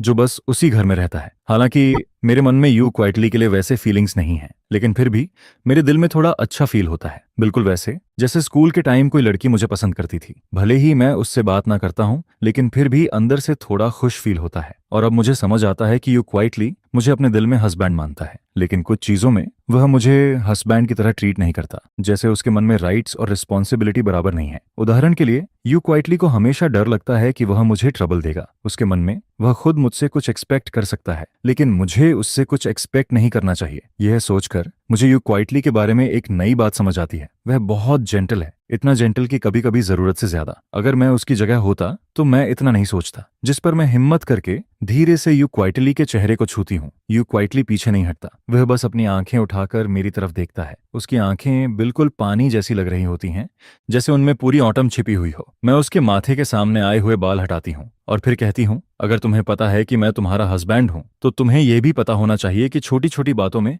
तुम मुझ पर डिपेंड कर सकते हो। तुम्हें मुझे यह मौका देना होगा। अगर तुम मुझे बताओगे तभी मुझे पता चलेगा कि कौन सी बात तुम्हारे लिए बड़ी है और कौन सी नहीं। फिर मैं उसे देखती हूँ और कहती हूँ, जैसे अगर तुम्हें मेरा वीचैट चाहिए तो तुम सीधे बोल सकते हो। मैं यू क्वाइटली को देखती हूँ, जिस पर यू क्वाइटली धीरे से मेरा चेहरा छूता है। शायद उसे लगता है कि मेरे चेहरे पर कुछ लगा हुआ है, लेकिन उसके कुछ बोलने से पहले मैं पहले बोल देती हूँ, तुम्हारी नजर में वीचैट मांगना बहुत बड़ी बात है? मैं बहुत कंफ्यूजन में पूछती हूँ और यू क्वाइटली भी उतनी ही कंफ्यूजन में जवाब देता है, क्या नहीं है? आखिर में मैं हेल्पलेस होकर सिर हिला देती हूँ। फिर मैं सीधे यू क्वाइटली का मोबाइल लेती हूँ और उसमें अपना नंबर सेव कर देती हूँ। यू क्वाइटली कुछ पल के लिए रुक जाता है और फिर पूछता है, तो क्या तुम अक्सर लड़कियों से उनका वीचैट मांगते हो? यह सुनकर मैं फिर से कंफ्यूज्ड हो जाती हूँ। यू क्वाइटली का ब्रेन आखिर चलता कैसे है? मैं कुछ नहीं बोलती, जिस पर यू क्वाइटली को अचानक एहसास होता है कि उसका सवाल थोड़ा अजीब था, इसलिए वह जल्दी से कहता है, मैं बस पूछ रहा था, अगर तुम सच में किसी से बात करना चाहते हो तो तुम सीधे बोल सकते हो। हम नॉर्मली बात कर सकते हैं, और अगर तुम नहीं बताना चाहते तो भी ठीक है। लेकिन उसे शायद अभी भी लगता है कि यह काफी नहीं है, इसलिए वह जल्दी से एक और लाइन जोड़ देता है, मैं गुस्सा नहीं करूंगा।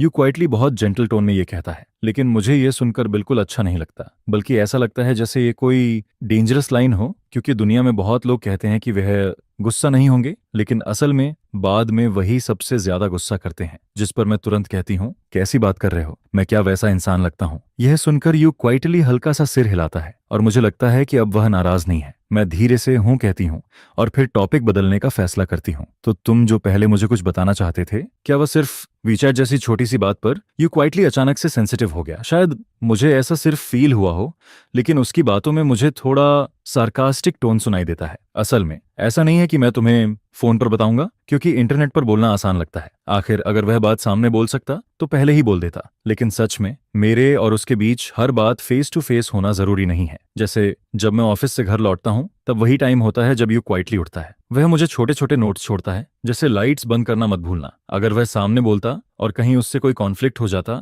तो क्या होता, लेकिन नोट अलग होता है। अगर मेरा टेम्पर खराब होता तो शायद मैं वो नोट फाड़ कर ट्रैश कैन में फेंक देता, और फिर रात में जब यू क्वाइटली नीचे आता और बैले की लाश देखता तब उसे समझ आता कि यह इंसान इतना इजी नहीं है, और उसके बाद वह मुझसे और कम बात करता। लेकिन अच्छा है कि मेरा टेम्पर इतना खराब नहीं है। मुझसे बात करने के बाद यू क्वाइटली अपना फोन लेकर जल्दी जल्दी सेकंड फ्लोर पर चला जाता है और मुझे ज्यादा देर वेट नहीं करना पड़ता। थोड़ी देर बाद मेरे वीचैट पर एक फ्रेंड रिक्वेस्ट आती है।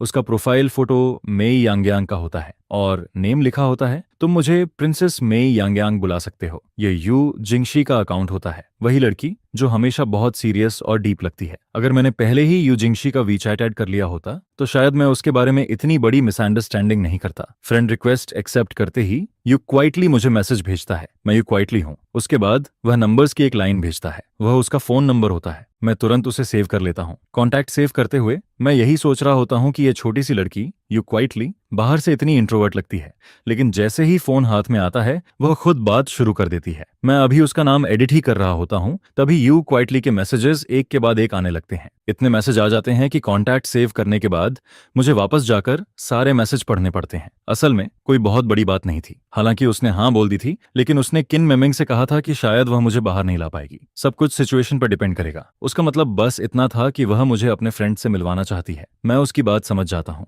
बिल्कुल वैसे ही जैसे मेरे फ्रेंड्स हमेशा कहते रहते हैं कि यू क्वाइटली को एक बार बाहर खाने पर लेकर आओ। अब चिन मिंगमिंग और यू क्वाइटली ने टाइम और जगह थोड़े से अलग अलग रख दी है और मुझे कहा है कि जो कन्वीनियंट लगे मैं चुन लूँ। जहां तक बिल की बात है, अगर मैं उनके साथ जाने के लिए रेडी हो जाऊं तो बाद में यू क्वाइटली मुझे पैसे ट्रांसफर कर देगा और फिर बिल मैं पे करूंगा, क्योंकि उसके हिसाब से उसके बेस्ट फ्रेंड के सामने उसका हस्बैंड बिल पे करे तो उसे अच्छा लगेगा। लेकिन यू क्वाइटली सच में मुझे बिल पे नहीं करने देगा। उसने पहले जो कहा था कि किन मैंगमैंग बिल देगी वह बस मजाक था। आखिर किन मैंगमैंग इतनी दूर से आई है, वह सच में उससे पैसे कैसे ले सकता है। यू क्वाइटली अपने मैसेज में एक एक करके सारी बातें समझाता जाता है और जब उसे लगता है कि जो कुछ कहना था वह सब कह दिया, तब वह आखिर में एक छोटा सा समरी मैसेज भेजता है, बस इतना ही, बाकी कुछ नहीं है। और उसके साथ वह एक सॉफ्ट सा इमोजी भी भेजता है। मैं शुरू से आखिर तक सारे मैसेज पढ़ता हूँ और फिर सोचता हूँ यह तो वही सब है जो मैंने पहले ही सुन लिया था। अब मैं सिर्फ इतना समझ सकता हूँ कि आगे से मुझे ये उम्मीद नहीं करनी चाहिए कि यू क्वाइटली खुद से आकर कुछ बोलेगा। मुझे खुद उससे पूछना होगा। अगर मैं उसका वेट करूंगा तो शायद अगले जन्म तक वेट करता रह जाऊंगा। मैं उसे बस एक ठीक है भेज देता हूँ। असल में यह कोई बड़ी बात नहीं थी जिस पर यू क्वाइटली तुरंत एक खुश वाला स्टिकर भेज देता है। मैं इमेजिन करता हूँ कि दूसरी तरफ यू क्वाइटली अपने फोन को देखकर उसी स्टिकर जैसी स्माइल कर रहा होगा और फिर मैं सोचने लगता हूँ जब यू क्वाइटली सच में हंसता होगा तो कैसा लगता होगा। मैं अपने होंठ दबाता हूँ और तभी अचानक मुझे कुछ याद आता है। मैं उसके एक पुराने मैसेज को ऊपर स्क्रॉल करके देखता हूँ। तुमने खुद कहा था कि यह कोई बड़ी बात नहीं है, फिर तुम इसे बोलने में इतना हेजिटेट क्यों कर रहे थे। इस बार यू क्वाइटली बहुत जल्दी रिप्लाई करता है, इंटरनेट पर यह बड़ी बात नहीं है। मैं पूछता हूँ क्यों, जिस पर यू क्वाइटली जवाब देता है क्योंकि इंटरनेट पर हम कपल हैं। मैं आगे कुछ और पूछना चाहता हूँ लेकिन उससे पहले ही यू क्वाइटली एक के बाद एक कई मैसेज भेज देता है। अपनी प्यारी वाइफ को किस करो, अपने हस्बैंड को चुपचाप आंसर दो आई लव यू, मुझे नोट्स भेजो और होटल जल्दी चूज करना मत भूलना। यह पढ़कर मैं एकदम स्टंड रह जाता हूँ। मेरा मन करता है कि अभी इसी वक्त ऊपर जाकर देखूं कि यू क्वाइटली आखिर फोन के सामने बैठकर यह सब कैसे टाइप कर रहा है। मैं फोन की स्क्रीन पर लिखे हुए 4 वर्ड्स को देखता रहता हूँ। अपने हस्बैंड को किस करो। कौन कहेगा कि यू क्वाइटली इतना सिंपल है। मैंने नहीं सोचा था कि इस छोटे से इंसान के 2 चेहरे होंगे। सेकंड फ्लोर पर मैसेज भेजने के बाद यू क्वाइटली वापस बेड पर चला जाता है और फिर कमरे का दरवाजा लॉक कर लेता है। अगर मैं अभी ऊपर चला जाऊं तो शायद बात अच्छी तरह खत्म नहीं होगी। अगर कल मैं उससे नहीं मिल पाया तो फिर रहने दो। इंटरनेट वाला यू क्वाइटली रियल लाइफ वाले यू क्वाइटली से बिल्कुल अलग है। मैं बेड पर लेटा रहता हूँ और अभी भी यही सोच रहा होता हूँ कि उसके कॉन्टैक्ट का नाम क्या रखूं। काफी देर सोचने के बाद मैं पहले उसका नाम क्वाइट रखता हूँ, फिर उसे बदलकर वाइफ कर देता हूँ। आखिर वह मेरी वाइफ ही तो है और जब यू क्वाइटली मुझे हस्बैंड बुला सकता है तो मैं उसे वाइफ क्यों नहीं बुला सकता। यह सोचकर मुझे थोड़ा अच्छा फील होता है। लेकिन कुछ देर बाद मैं फिर उसका नाम बदलकर वापस क्वाइट कर देता हूँ। अभी काफी रात बाकी है और मुझे अभी नींद नहीं आ रही, जिस पर मेरी नजर उस बुक पर पड़ती है। मैं गहरी सांस लेता हूँ और फिर सोचता हूँ नहीं, ये बुक अच्छी नहीं है। असल में बुक नहीं, यू क्वाइटली अच्छा है। और यू क्वाइटली का पेन नेम भी बहुत अलग है, सॉफ्ट स्ट्रॉबेरी क्राइंग बन। उस पेन नेम के नीचे साफ साफ एक लोगो बना हुआ होता है। हे भगवान, अगर मैंने इसे अपनी खुद की आंखों से नहीं देखा होता तो डुआन रेन कभी भी यू जिंगशियन को इस साइडोनिम से कनेक्ट नहीं करता। जिस पर जब मैं यू जिंग की बुक फ्लिप करके देखता हूँ तो मुझे पता चलता है कि उसने इसे इतने कैजुअली छुपा रखा था। फिर मैं भी कैजुअली एक बुक ढूंढता हूँ और उसे उसमें ऐड कर देता हूँ, जिसके बाद मैं यू क्वाइटली के लिए एक ग्रुप बना देता हूँ ताकि उसे स्पेशल अटेंशन पर रख सकूं। जिस पर फ्यूचर में जब भी यू क्वाइटली ग्रुप में कुछ बोलता है तो मैं तुरंत अंदर जाकर उसे पकड़ सकूं। काफी टाइम हो चुका था जब उसकी पिछली बुक फिनिश हुई थी, जिसके बाद मैं उससे पूछता हूं कि वह नई बुक कब स्टार्ट करने वाला है। शायद मियान मियान को यू क्वाइटली की अंडरवर्ल्ड वाली रूटीन पहले से पता थी, जिस पर मियान मियान जानबूझकर शाम का टाइम चूज करता है ताकि यू क्वाइटली से आराम से बात कर सके। घबराओ मत, मैंने रिसेंटली आउटलाइन का थोड़ा पार्ट लिखना स्टार्ट किया है। यह सुनकर मियान मियान ऑलमोस्ट पागल हो जाता है। फिर वह कहता है तो अब तुम मुझे ये बता रहे हो कि तुम बस आउटलाइन प्रिपेयर कर रहे हो। जिस पर लिन क्वाओ क्वाओ को शू की बातों पर बिल्कुल भी भरोसा नहीं होता। फिर वह कहती है इंस्पिरेशन ढूंढना भी तो आउटलाइन प्रिपेयर करने का ही पार्ट होता है। जिसके जवाब में मियान मियान फिर कहता है तुम्हें मुझ पर भरोसा रखना चाहिए। मैं कैसे मान लूं तुम कब काम करते हो और कब फिश करते हो। तुम इंस्पिरेशन आखिर ढूंढते कैसे हो, मुझे भी बताओ। जिस पर यू क्वाइटली जवाब देता है सुनो, इंस्पिरेशन ढूंढने का मेरे पास अभी टाइम नहीं है, अभी तो बस पहले उसे ले आओ। मैं रिसेंटली अपने हस्बैंड के साथ डेटिंग कर रहा हूँ सकता। यह सुनकर सामने वाला हैरान रह जाता है। फिर यू क्वाइटली आगे कहता है मैं हस्बैंड का ख्याल रखता हूँ, बच्चे का भी ख्याल रखता हूँ और अभी मुझे बच्चे को हुए पूरे 8 महीने हो चुके हैं। मेरी लाइफ कितनी मिसरेबल हो गई है। जिस पर कोई पूछता है और तुम्हारा हस्बैंड कहाँ है। यू क्वाइटली कैजुअली जवाब देता है मेरा हस्बैंड मेरे बगल में ही लेटा है। यह सुनते ही मैं दांत भींचकर पोर्सलेन नाइफ पर हाथ मार देता हूँ। फिर मैं कहता हूँ सुन लो, तुम्हारे रिकमेंडेशन का दूसरा हाफ गया, अभी चाहिए तुम्हें। जिस पर एक और केस फ्लैश होकर सामने आता है। हालांकि मेरा दिल अभी भी हॉर्स लेटर पर नहीं था, लेकिन मेरा हाथ फिर भी कीबोर्ड को टच करता रहता है। फिर अचानक मियान मियान का अवतार डार्क हो जाता है। कंग्रेचुलेशंस, यू क्वाइटली ने आखिरकार तुम्हें याद कर लिया। जिस पर मैं धीरे धीरे सक्सेसफुल तो हो जाता हूँ, लेकिन साथ ही दूसरे इंसान पर गुस्सा भी आने लगता है। मैं आधा गुस्से में होता हूँ, लेकिन पूरी तरह नहीं। फिर अगले दिन मैं बुक स्टोर में बैठा होता हूँ और आसपास देखने लगता हूँ कि यहाँ कौन सी चीज खाने के लिए अच्छी है। काफी देर तक सर्च करने और कई ऑप्शंस देखने के बाद मुझे आखिरकार एक हॉट पॉट रेस्टोरेंट मिल जाता है। लेकिन फिर भी मैं यूजिंग की ओपिनियन को कंसिडर करता हूँ, जिस पर मैं उसका स्क्रीनशॉट और एड्रेस यू जिंगशिंग को सेंड कर देता हूँ। इसके बाद मैं फोन की स्क्रीन को देखता रहता हूँ और अचानक से डीप सोच में चला जाता हूँ, क्योंकि कल यू क्वाइटली ने जो मैसेज मुझे भेजा था वह अभी भी उसी तरह स्क्रीन पर पड़ा था। उसने कहा था, मैंने हस्बैंड को किस किया। फिर उसने कहा था, मैं तुमसे प्यार करता हूँ। जिस पर मेरा दिमाग अपने आप फैंटेसी में चला जाता है। मैं सोचने लगता हूँ कि जब यू क्वाइटली ने मुझे यह मैसेज भेजा होगा तब वह कैसा दिख रहा होगा। क्या वह फोन स्क्रीन के सामने जोर जोर से हंस रहा होगा, या फिर मेरी तरह वही साइलेंट और डीप एक्सप्रेशन के साथ बैठा होगा। लेकिन जाहिर सी बात है, इसका कोई आंसर नहीं था। यू क्वाइटली वापस आ चुका था, लेकिन मुझे नहीं पता था कि वह आज फिर अपने बेस्ट फ्रेंड के साथ बाहर घूमने जाएगा या नहीं। अगर वह बाहर जाता तो शायद उसे जल्दी उठना पड़ता, लेकिन उसके बुक ग्रुप में कल रात से लेकर आज तक यू क्वाइटली की एक भी आवाज नहीं आई थी। मैं दोपहर तक यू क्वाइटली के रिप्लाई का वेट करता रहता हूँ। फिर अचानक एक मैसेज आता है, हाँ तुम टाइम सेट कर दो। जिस पर मैं रिप्लाई करता हूँ, टाइम तो सेट है, तुम बस मुझे सीधे बता दो। उसी समय मुझे उसकी तरफ से कुछ नॉइजेज सुनाई देती है। फिर मैं पूछता हूँ, क्या तुम अभी बाहर हो। जिस पर यू क्वाइटली एक वॉइस भेजता है और मुझसे पूछता है, मैं अपने बेस्ट फ्रेंड के साथ ब्रेकफास्ट कर रहा हूँ। मैं कुछ देर के लिए चुप हो जाता हूँ, क्योंकि दोपहर के 12 बजे ब्रेकफास्ट करना थोड़ा अजीब था। लेकिन फिर मैं सोचता हूँ, छोड़ो, मुझे इन डिटेल्स से क्या लेना। यू क्वाइटली अगर 12 बजे ब्रेकफास्ट कर रहा है तो ये भी अपने आप में काफी बड़ी बात है। इसके थोड़ी देर बाद यू क्वाइटली मुझे एक और फोटो भेजता है, जिसमें एक बहुत सिंपल रामेन दिख रहा होता है। जिस पर जब मैं उसे ध्यान से देखता हूँ तो रियलाइज करता हूँ कि कल रात उसने जो नूडल्स खाए थे उनके मुकाबले ये काफी ज्यादा सिंपल और वेजिटेरियन लग रहे थे। कल वाले नूडल्स में जो बड़ा चिकन लेग था वह भी गायब था। जिस पर मैं क्वाइटली उसे एक रेड एनवेलप भेज देता हूँ और लिखता हूँ, जाकर कुछ अच्छा खा लो, खुद को इतना भूखा मत रखो कि तुम और पतले हो जाओ। यू क्वाइटली नूडल्स का एक बाइट लेते हुए मुझे वॉइस भेजता है, अगर मैं भूख से पतला हो गया तो तुम मुझे पकड़ोगे कैसे। तुम्हें तो वैसे भी मेरी बोन्स पकड़ने में अनकंफर्टेबल फील होगा,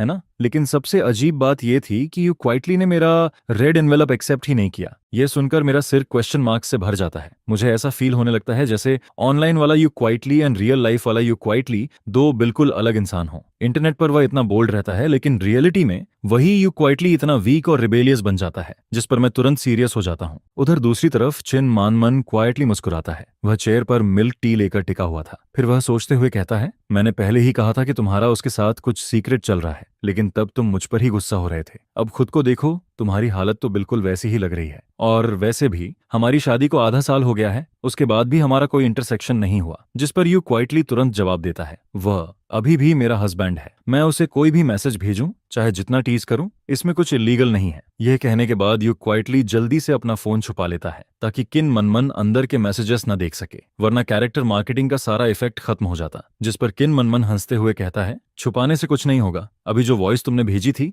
क्या तुम्हें लगता है मैंने नहीं सुनी। यू क्वाइटली फिर भी स्टबर्न बनकर कहता है, तो ऐसे प्रिटेंड करो जैसे तुमने कुछ सुना ही नहीं। जिसके तुरंत बाद यूजिंग का फोन फिर वाइब्रेट करता है। किन मनमन उसे देखकर टीजिंग टोन में कहता है, वाह, तुम्हारे लवर ने फिर मैसेज भेज दिया, जल्दी देखो ना। हालांकि यू जिंगशेन के दिमाग में ब्लैक लाइंस चल रही होती हैं, लेकिन फिर भी यू जिंगशेन चॉपस्टिक्स नीचे रखती है और पॉकेट से फोन निकालकर उसे ओपन करती है, क्योंकि इस बार मैंने सिर्फ एक ही मैसेज भेजा था। यू शांगशेंग, क्या तुम्हें किसी ने गोली मार दी है। कल से लेकर अब तक तुम बार बार यही कह रहे हो कि मुझे मैसेज भेजने वाला इंसान तुम हो। जिस पर यू क्वाइटली तुरंत टाइपिंग करना स्टार्ट करता है। हस्बैंड, तुमने मुझे गलत समझ लिया। चिन मनमान को बिना गेस किए ही समझ आ जाता है कि यू क्वाइटली ने जरूर फिर कोई शर्मनाक मैसेज भेजा होगा, क्योंकि टाइपिंग करते वक्त उसके चेहरे की स्मर्क साफ दिखाई दे रही थी। यह देखकर चिन मनमान को अचानक कुछ याद आता है। फिर वह इंकरेजिंग टोन में कहता है, क्वाइटली, तुम ये सब बातें इंटरनेट पर तो तुम कुछ भी बोल लेते हो, लेकिन सामने कैसे बोलोगे, है ना। जिस पर यू क्वाइटली कुछ देर तक चुप रहता है, फिर साइलेंटली अपना चेहरा छुपाता है, हल्का सा मुस्कुराता है और फिर फॉर्मली कहता है, मैं इतनी हिम्मत नहीं कर सकता। इंटरनेट पर बस थोड़ी बेगिंग कर लेता हूँ, लेकिन रियलिटी में मैं अभी भी छुपता रहता हूँ, एक ऑस्ट्रिच की तरह। जिस पर किन मनमन ठंडे अंदाज में उसे खींचता और दबाता है, फिर हंसते हुए कहता है, जब तुम्हारा दिमाग इतना हॉट हो जाता है तब भी तुम खाली नहीं बैठते। आखिर डर किस बात का है। अभी तो तुम खुद बोल रहे थे कि वो तुम्हारा हस्बैंड है। यह सुनकर यू क्वाइटली का चेहरा थोड़ा रेड हो जाता है। फिर वह गुस्से में किन मनमन को घूरता है और कहता है, अपनी चीज पियो। क्या मिल्क टी पीते हुए भी तुम्हारा मुंह बंद नहीं हो सकता? लेकिन साफ लग रहा था कि वह सच में यू क्वाइटली को और ज्यादा नर्वस करना चाहता था। असल में किन मनमन का मन कर रहा था कि वह यू क्वाइटली को और छेड़े, लेकिन फिर वह सोचता है कि ये दोनों ऑलरेडी मैरिड हैं, तो यहाँ किसी को मिलाने की जरूरत ही नहीं है। आखिर अगर फीलिंग्स होंगी तो वो दोनों के बीच धीरे धीरे अपने आप डेवलप हो जाएंगी, और अगर फीलिंग्स नहीं होंगी तो जबरदस्ती कुछ करना भी सही नहीं होगा। जिस पर क्वीन मनमन क्वाइटली डिसाइड करता है कि वह बीच में नहीं पड़ेगा। यू क्वाइटली अपने हस्बैंड के साथ कैसे बात करता है यह उसी पर छोड़ देना चाहिए। ब्रेकफास्ट थोड़ा लाइट होना चाहिए। इसी वजह से यू क्वाइटली ने क्रिस्पी रामेन ऑर्डर किया था। हालांकि उस वक्त ऑलरेडी दोपहर हो चुकी थी। दूसरी तरफ मैं शाम को खाने का टाइम चूज कर रहा था, क्योंकि यू क्वाइटली अभी सिर्फ ब्रेकफास्ट कर रहा था और उसके बाद उसे अपने फ्रेंड के साथ थोड़ा घूमना भी था, जिस पर मुझे लगा कि शायद उसे बाद में भी कुछ खाना पड़ेगा, इसलिए मैं बहुत जल्दी का टाइम नहीं रख सकता था। काफी सोचने के बाद मैं यू क्वाइटली को टाइम भेजता हूँ, तो फिर रात के 9 बजे। अगर धीरे धीरे खाया जाए तो ज्यादा से ज्यादा 11 बजे तक खत्म हो जाएगा, और मॉडर्न सोसाइटी में रहने वाले इंसान के लिए इतनी देर से खाना कोई बहुत लेट भी नहीं होता। जिस पर यू क्वाइटली रिप्लाई करता है, ठीक है, रात 9 बजे हॉटपॉट रेस्टोरेंट में मिलते हैं। यू क्वाइटली को फील होता है कि यह पहली बार है जब वह मेरे साथ बाहर खाने जा रहा है, जिस पर उसे लगता है कि उसे थोड़ा और प्रॉपर्ली तैयार होना चाहिए। अभी सिर्फ 8 बजे थे। यू क्वाइटली किन मनमन से कार चलाने के लिए कहता है। वहां पहुंचने में लगभग 20 मिनट लगते हैं। अगर रास्ते में ट्रैफिक ना हो तो ज्यादा से ज्यादा आधा घंटा लगता। रास्ते में आसपास में एक साइड पर यू श्याओ मारू बेचने वाला स्टॉल दिखता है, जिस पर यू क्वाइटली कार से उतरता है और 3 पैकेट्स खरीद लेता है, साथ में 3 कप्स मिल्क टी भी। फिर वह कैजुअली पूछता है, क्या एक तुम्हारे लिए वापस ले चलूं? कार चलते हुए रास्ते में थोड़ा ट्रैफिक था, जिस पर किन मनमन चिन पर हाथ रखकर यू क्वाइटली से पूछता है, क्या तुमने कभी सोचा है कि फ्यूचर में अपने हस्बैंड के साथ डेट पर जाओगे? यू क्वाइटली कुछ देर चुप रहता है, फिर वीक आवाज में पूछता है, डेट पर क्यों जाऊं? मैं वैसे भी ज्यादा बाहर नहीं जाता। यह सुनकर किन मनमन कुछ देर के लिए स्ट्रेंजली साइलेंट हो जाता है, जैसे उसे उम्मीद ही नहीं थी कि यू क्वाइटली ऐसा जवाब देगा। उसे लगने लगता है कि शायद उसके दोस्त के दिमाग में सच में कुछ प्रॉब्लम है। जिस पर किन मनमन फिर पूछता है, तो फिर तुम मेरे साथ बाहर क्यों आए हो? यू क्वाइटली कैजुअली जवाब देता है, क्योंकि हम 2-3 साल से मिले नहीं थे। तुम्हारे साथ बाहर आकर पुरानी बातें याद कर सकता हूँ, लेकिन लू चाओ और मैं तो हर दिन मिलते हैं, हम हर दिन साथ रहते हैं, फिर हमें डेट पर जाने की क्या जरूरत है? यह सुनकर किन मनमन ऑलमोस्ट हार मान लेता है। फिर वह कहता है, घर और बाहर एक जैसे थोड़ी होते हैं। ये वैसे ही है जैसे लोग सिनेमा में मूवी देखने जाते हैं ताकि वहां का एटमॉस्फेयर फील कर सकें। जिस पर यू क्वाइटली तुरंत जवाब देता है, लेकिन मैं तो सिनेमा में भी मूवी देखने नहीं जाता, वहां मूवीज बस ज्यादा महंगी होती हैं। उसके अलावा कोई और फायदा है क्या? अगर लाइफ में स्पेशल इफेक्ट्स होते तो शायद इस वक्त किन मनमन के सिर पर हॉपलेस चमक रहा होता। फिर वह सीधा पूछता है, तो क्या तुम अपने हस्बैंड को पसंद करते हो? क्योंकि जब किसी को सच में पसंद करते हैं तो कई ऐसी बातें भी अपने आप समझ आने लगती हैं जो पहले समझ नहीं आती। जिस पर यू क्वाइटली कुछ नहीं बोलता। वह सीरियसली सोचने लगता है, क्योंकि उसका मेरे साथ ज्यादा कांटेक्ट नहीं रहा था, लेकिन वह इतना जरूर जानता था कि मेरे हस्बैंड होने की वजह से मेरे लिए उसके दिल में एक स्पेशल जगह है। वह रीजन एक्सप्लेन नहीं कर सकता था, लेकिन उसे पता था कि यह जगह अलग है। उसकी अपनी आइडेंटिटी में यू क्वाइटली बस मेरे साथ हाथ पकड़कर चलने तक की जगह रखता था। बाकी चीजों का उसके लिए ज्यादा मतलब नहीं था। फिर यू क्वाइटली धीरे से कहता है, ये पसंद नहीं है, ये बस रिस्पॉन्सिबिलिटी है। जिस पर किन मनमन मुस्कुराता है और कहता है, अगर तुमने ऑलरेडी डिसाइड कर लिया है कि तुम उसके साथ जिंदगी बिताओगे तो तुम्हें अपने लिए भी थोड़ा रास्ता बनाना होगा। तुम और लू चाओ ऐसे ही बस साथ नहीं रह सकते। तुम दोनों हस्बैंड वाइफ हो, कोई को-ऑपरेटिव रूममेट्स नहीं। तुम्हें कोशिश करनी चाहिए कि तुम उसे पसंद करो। अगर कर पाओ तो वही सबसे अच्छा होगा। चाहे उसका स्वभाव ब्राइट हो या फिर बिल्कुल आइस जैसा कोल्ड, तुम्हें अपने दिल में कुछ तो फील होना चाहिए। जिस पर यू क्वाइटली फिर चुप हो जाता है। कुछ देर बाद उसकी धीमी आवाज निकलती है, ये बात बहुत डेंजरस लग रही है। यू क्वाइटली और किन मनमन कार में 20 मिनट से ज्यादा फंसे हुए थे और अब टाइम 8:40 हो चुका था। जिस पर अचानक यू क्वाइटली को फील होता है कि शायद वह आज की मीटिंग के लिए लेट हो जाएगा। वह तुरंत अलर्ट हो जाता है, नहीं, अगर मैं लेट हो गया तो कितना एम्बैरेसिंग होगा। लेकिन किन मनमन काफी काम रहता है, क्योंकि ट्रैफिक जाम उसके हाथ में नहीं था। जिस पर यू क्वाइटली अचानक कहता है, नहीं, मुझे पहले कॉल करनी होगी। हालांकि अभी भी लेट नहीं हुआ था, लेकिन उसके लिए यह बिल्कुल वैसे था जैसे कॉलेज में एक दिन पहले लीव मांगनी पड़ती है, क्योंकि सिर्फ वही लीव काउंट होती है जो पहले से ली जाए। यह देखकर किन मनमन नोटिस करता है कि यू क्वाइटली फोन निकालकर नंबर डायल करने वाला है, जिस पर वह उसे काइंडली रिमाइंड करता है, आवाज थोड़ी सॉफ्ट रखना, ज्यादातर लड़कों को जेंटल लड़कियां पसंद आती हैं। चिन मनमन अभी बोल ही रहा था, तभी यू क्वाइटली के हाथ में पकड़े फोन से कॉल लग जाती है और बहुत जल्दी उसमें से मेरी आवाज आने लगती है। जैसे ही कॉल कनेक्ट होती है, किन मनमन अपनी आईब्रोज उठाता है, फिर चुप हो जाता है। वह कुछ नहीं बोलता, बस यू क्वाइटली को एनकरेजिंग नजरों से देखता रहता है। जिस पर यू क्वाइटली एक गहरी सांस लेता है। यू क्वाइटली सच में बहुत कावड़ था। लू चाओ, मैं इस बार सच में समझ जाता हूँ, इंटरनेट वाला यू क्वाइटली और रियल लाइफ वाला यू क्वाइटली दोनों बिल्कुल अलग इंसान हैं। अगर ये वीचैट पर होता तो शायद यू क्वाइटली आते ही मुझे हस्बैंड बुला देता, और ऑनेस्टली वह सुनने में काफी कूल लगता, लेकिन रियलिटी में यू क्वाइटली बहुत ज्यादा सोचता है। वह जो भी बोलता है उसके पहले हर वर्ड का रिजल्ट सोचता है। लगता है हमारी तरफ थोड़ा ट्रैफिक जाम है। यू क्वाइटली अभी अगला सेंटेंस बोलने ही वाला था,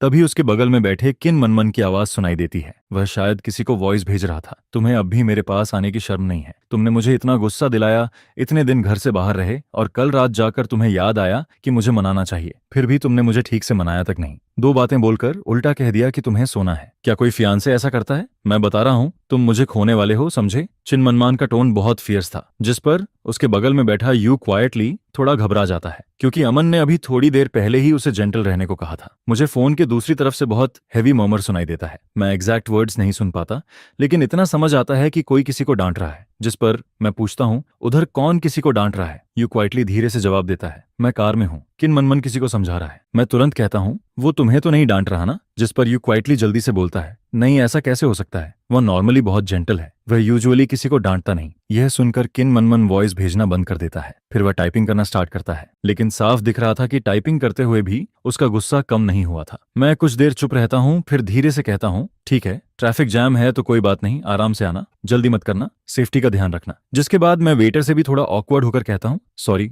मेरे दो फ्रेंड्स रास्ते में ट्रैफिक में फंसे हैं, शायद उन्हें आने में थोड़ा लेट हो जाएगा। 9:20 हो चुके थे, लेकिन यू क्वाइटली और किन मनमन अभी तक हॉटपॉट रेस्टोरेंट नहीं पहुंचे थे। फिर अचानक मेरे पास मैसेज आता है, हम पहुंच गए। जिस पर मैं तुरंत रिप्लाई करता हूं, तो फिर सीधे अंदर आ जाओ, मैं भी अभी आया हूं, वेटर अभी मेन्यू देकर गया है, तुम लोग आओ, फिर साथ में सूप बेस चूज करेंगे। इसके बाद मैं quietly table number you quietly को भेज देता हूं। फिर मैं आसपास की खाली टेबल्स को देखता हूं। अच्छी बात थी कि आज ज्यादा कस्टमर्स नहीं थे, वरना मैं इतनी देर तक यहाँ नहीं बैठ पाता। मैंने जानबूझकर कॉर्नर वाली टेबल चूज की थी, क्योंकि मैं रियल लाइफ वाले यू क्वाइटली को देखकर थोड़ा कंफर्टेबल फील करना चाहता था। जब यू क्वाइटली और किन मनमन अंदर आते हैं, तब मैं उनकी तरफ पीठ करके बैठा था। मेरे हाथ में अभी भी ईस्टर एग्स की छोटी सी बुलेटिन थी, जिसे मैं कैजुअली पलट रहा था। जैसे ही वे दोनों अंदर आते हैं, यू क्वाइटली बहुत धीरे से बोलता है, लूचाओ। जिस पर मैं पीछे मुड़कर उसे देखता हूँ। यू क्वाइटली बिल्कुल वैसा ही दिख रहा था जैसा मैंने इमेजिन किया था, बहुत शांत, बहुत सिंपल। ऐसा लग रहा था जैसे उसके अंदर सच में कोई क्वाइट सा एहसास हो। अगर मैं बस वीचैट की उसकी चैट हिस्ट्री भूल जाऊं तो शायद वह और भी नॉर्मल लगता। यू क्वाइटली बैठ जाता है, फिर अपने हाथ में पकड़ी मिल्क टी और जांग्यू मीट बॉल्स मेरे सामने रख देता है। फिर थोड़ी ऑकवर्ड आवाज में कहता है, मीट बॉल्स थोड़े ठंडे हो गए हैं, अगर तुम्हारा मन ना हो तो मत खाना, बाद में मैं खुद क्वाइटली खा लूंगा। असल में उसके ओरिजिनल प्लान के हिसाब से मीट बॉल्स ठंडे नहीं होने चाहिए थे। यह सोचकर यू क्वाइटली अंदर ही अंदर थोड़ा रिग्रेट करता है। मैं हल्का सा मुस्कुराता हूं और कहता हूं, कोई बात नहीं। फिर मैं मीट बॉल्स को साइड में रख देता हूं, क्योंकि पहले गेस्ट्स को हैंडल करना जरूरी था। बहुत जल्दी हम लोग अपनी जरूरत के हिसाब से ऑर्डर कर देते हैं। इसके बाद डिपिंग सॉस बनाने की बारी आती है। यह काम वैसे भी आसान था, इसलिए जैसे ही यू क्वाइटली उठता है, मैं भी उसके साथ उठ जाता हूँ। जिस पर पीछे बैठा किन मनमन हम दोनों को देखता है। फिर अचानक उसका मन नहीं करता कि वह हमारे बीच आए। वह कैजुअली कहता है, यू क्वाइटली, तुम मेरा सॉस बना देना, तुम्हें पता है मुझे क्या पसंद है। जिस पर यू क्वाइटली पीछे मुड़कर मुझे देखता है, फिर सामने बैठे किन मनमन को देखता है। उसके चेहरे पर साफ लिखा था, क्या तुम सीरियसली चाहते हो कि मैं यहाँ सर्वेंट बन जाऊं? लेकिन उस वक्त मैं अंदर ही अंदर सीक्रेटली खुश हो रहा था, हालांकि मेरे चेहरे पर कुछ नहीं दिख रहा था। यू क्वाइटली एक गहरी सांस लेता है, फिर सॉस टेबल के नीचे से 3 छोटे बॉल्स निकालता है। छोटे इंग्रेडिएंट्स रखने में आसानी हो, इसलिए वह अपने हाथ के 2 बॉल्स मुझे पकड़ा देता है। फिर कहता है, कोई भी काम हो लूचाओ, तुम हेल्प कर दो। मैं बॉल्स लेते हुए उसकी तरफ देखता हूँ, फिर हल्का सा हंसकर कहता हूँ, तुम तो हस्बैंड बोलने में बड़े स्मूथली थे, अब अचानक से नाम क्यों लेने लगे? यह सुनकर यू क्वाइटली के चेहरे पर सिर्फ 1 सेकंड के लिए अजीब सा एक्सप्रेशन आता है, लेकिन फिर वह तुरंत नॉर्मल हो जाता है। फिर बिना एक्सप्रेशन बदले कहता है, क्योंकि वह सब मेरा सेकंड पर्सनालिटी बोल रहा था। सेकंड पर्सनालिटी ने जो भी मैसेज भेजे, उनका मुझसे कोई रिलेशन नहीं है। मैं उसकी तरफ देखकर हंस देता हूँ। अगर ऐसा है तो फिर तुम ये भी बोल सकते हो कि तुम्हारा फोन खुद अपने आप मैसेज भेज रहा था, लेकिन अगर तुम्हें लगता है कि तुम्हारा ये रीजन वैलिड है तो ठीक है। यह सुनकर यू क्वाइटली पूरी तरह हेल्पलेस दिखने लगता है। फिर मैं उसे देखकर कहता हूँ, अब तुम थोड़े बोल्ड हो गए हो। जिस पर यू क्वाइटली तुरंत सेंसिटिव हो जाता है, लेकिन वह कुछ नहीं बोलता। इसी दौरान जब हम दोनों सॉस मिक्स कर रहे होते हैं, तभी हमारे ऑर्डर्ड डिशेस भी टेबल पर आ जाती हैं। अचानक यू क्वाइटली अपना सिर पकड़ लेता है, ओह,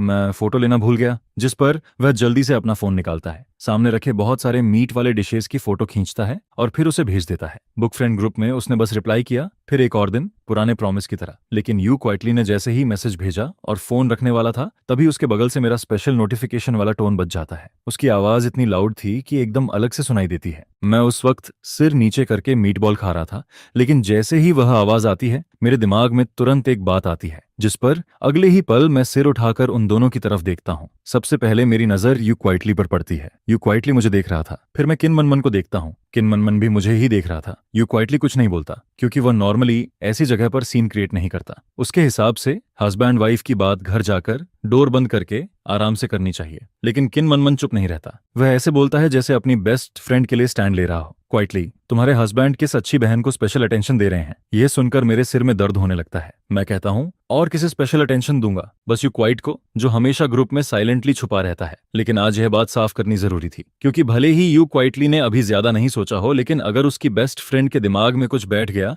तो धीरे धीरे वही बात यू क्वाइटली के दिमाग में भी आ जाएगी। क्वाइटली, मेरी बात सुनो, मैं एक्सप्लेन करता हूँ। जिस पर यू क्वाइटली चुपचाप मेरे बाउल में एक पीस मीट रख देता है। फिर धीरे से कहता है, पहले खाना खाओ। उसका चेहरा थोड़ा रेड हो रहा था। शायद उसे लग रहा था कि अभी एक्सप्लेन करने का कोई फायदा नहीं है। अगर कुछ नहीं है तो वैसे भी बाद में बात हो जाएगी, और अगर कुछ नहीं है तो हॉट पॉट का मूड खराब करने का भी कोई मतलब नहीं था। मैं फिर कुछ बोलना चाहता हूँ, लेकिन जब मैं यू क्वाइटली को देखता हूँ तो कुछ नहीं कह पाता, क्योंकि इस वक्त हॉट पॉट बस हॉट पॉट होना चाहिए। जिस पर मैं क्वाइटली यू क्वाइटली के बाउल में खाना डालना शुरू कर देता हूँ, और जब मैं देखता हूँ कि यू क्वाइटली की तरफ से कोई रिएक्शन नहीं आता तो मैं और भी ओपनली उसके बाउल में खाना डालने लगता हूँ। और अब सबसे ज्यादा रिग्रेट मुझे यही हो रहा था कि यू क्वाइटली के सामने फोन को पहले ही साइलेंट कर देना चाहिए था। यू क्वाइटली खुद अपने लिए कुछ भी नहीं ले रहा था। मैं पॉट में से सारा मीट निकालकर उसके बाउल में डाल देता हूँ और लगभग खुद कुछ नहीं खाता। खाना खत्म होने के बाद मैं उठकर बिल देने चला जाता हूँ। मुझे नहीं पता था कितना अमाउंट आया था, लेकिन उसी वक्त यू क्वाइटली ने वीचैट पर सीधे मुझे 500 भेज दिए। जब मैं वापस आता हूँ तब तक दोनों लड़कियां भी अपनी चीजें समेट चुकी होती हैं, क्योंकि यहाँ हम किन मनमन की कार से आए थे। चिन मनमान को पहले से पता था कि यू क्वाइटली मेरे साथ घर जाएगा। जिस पर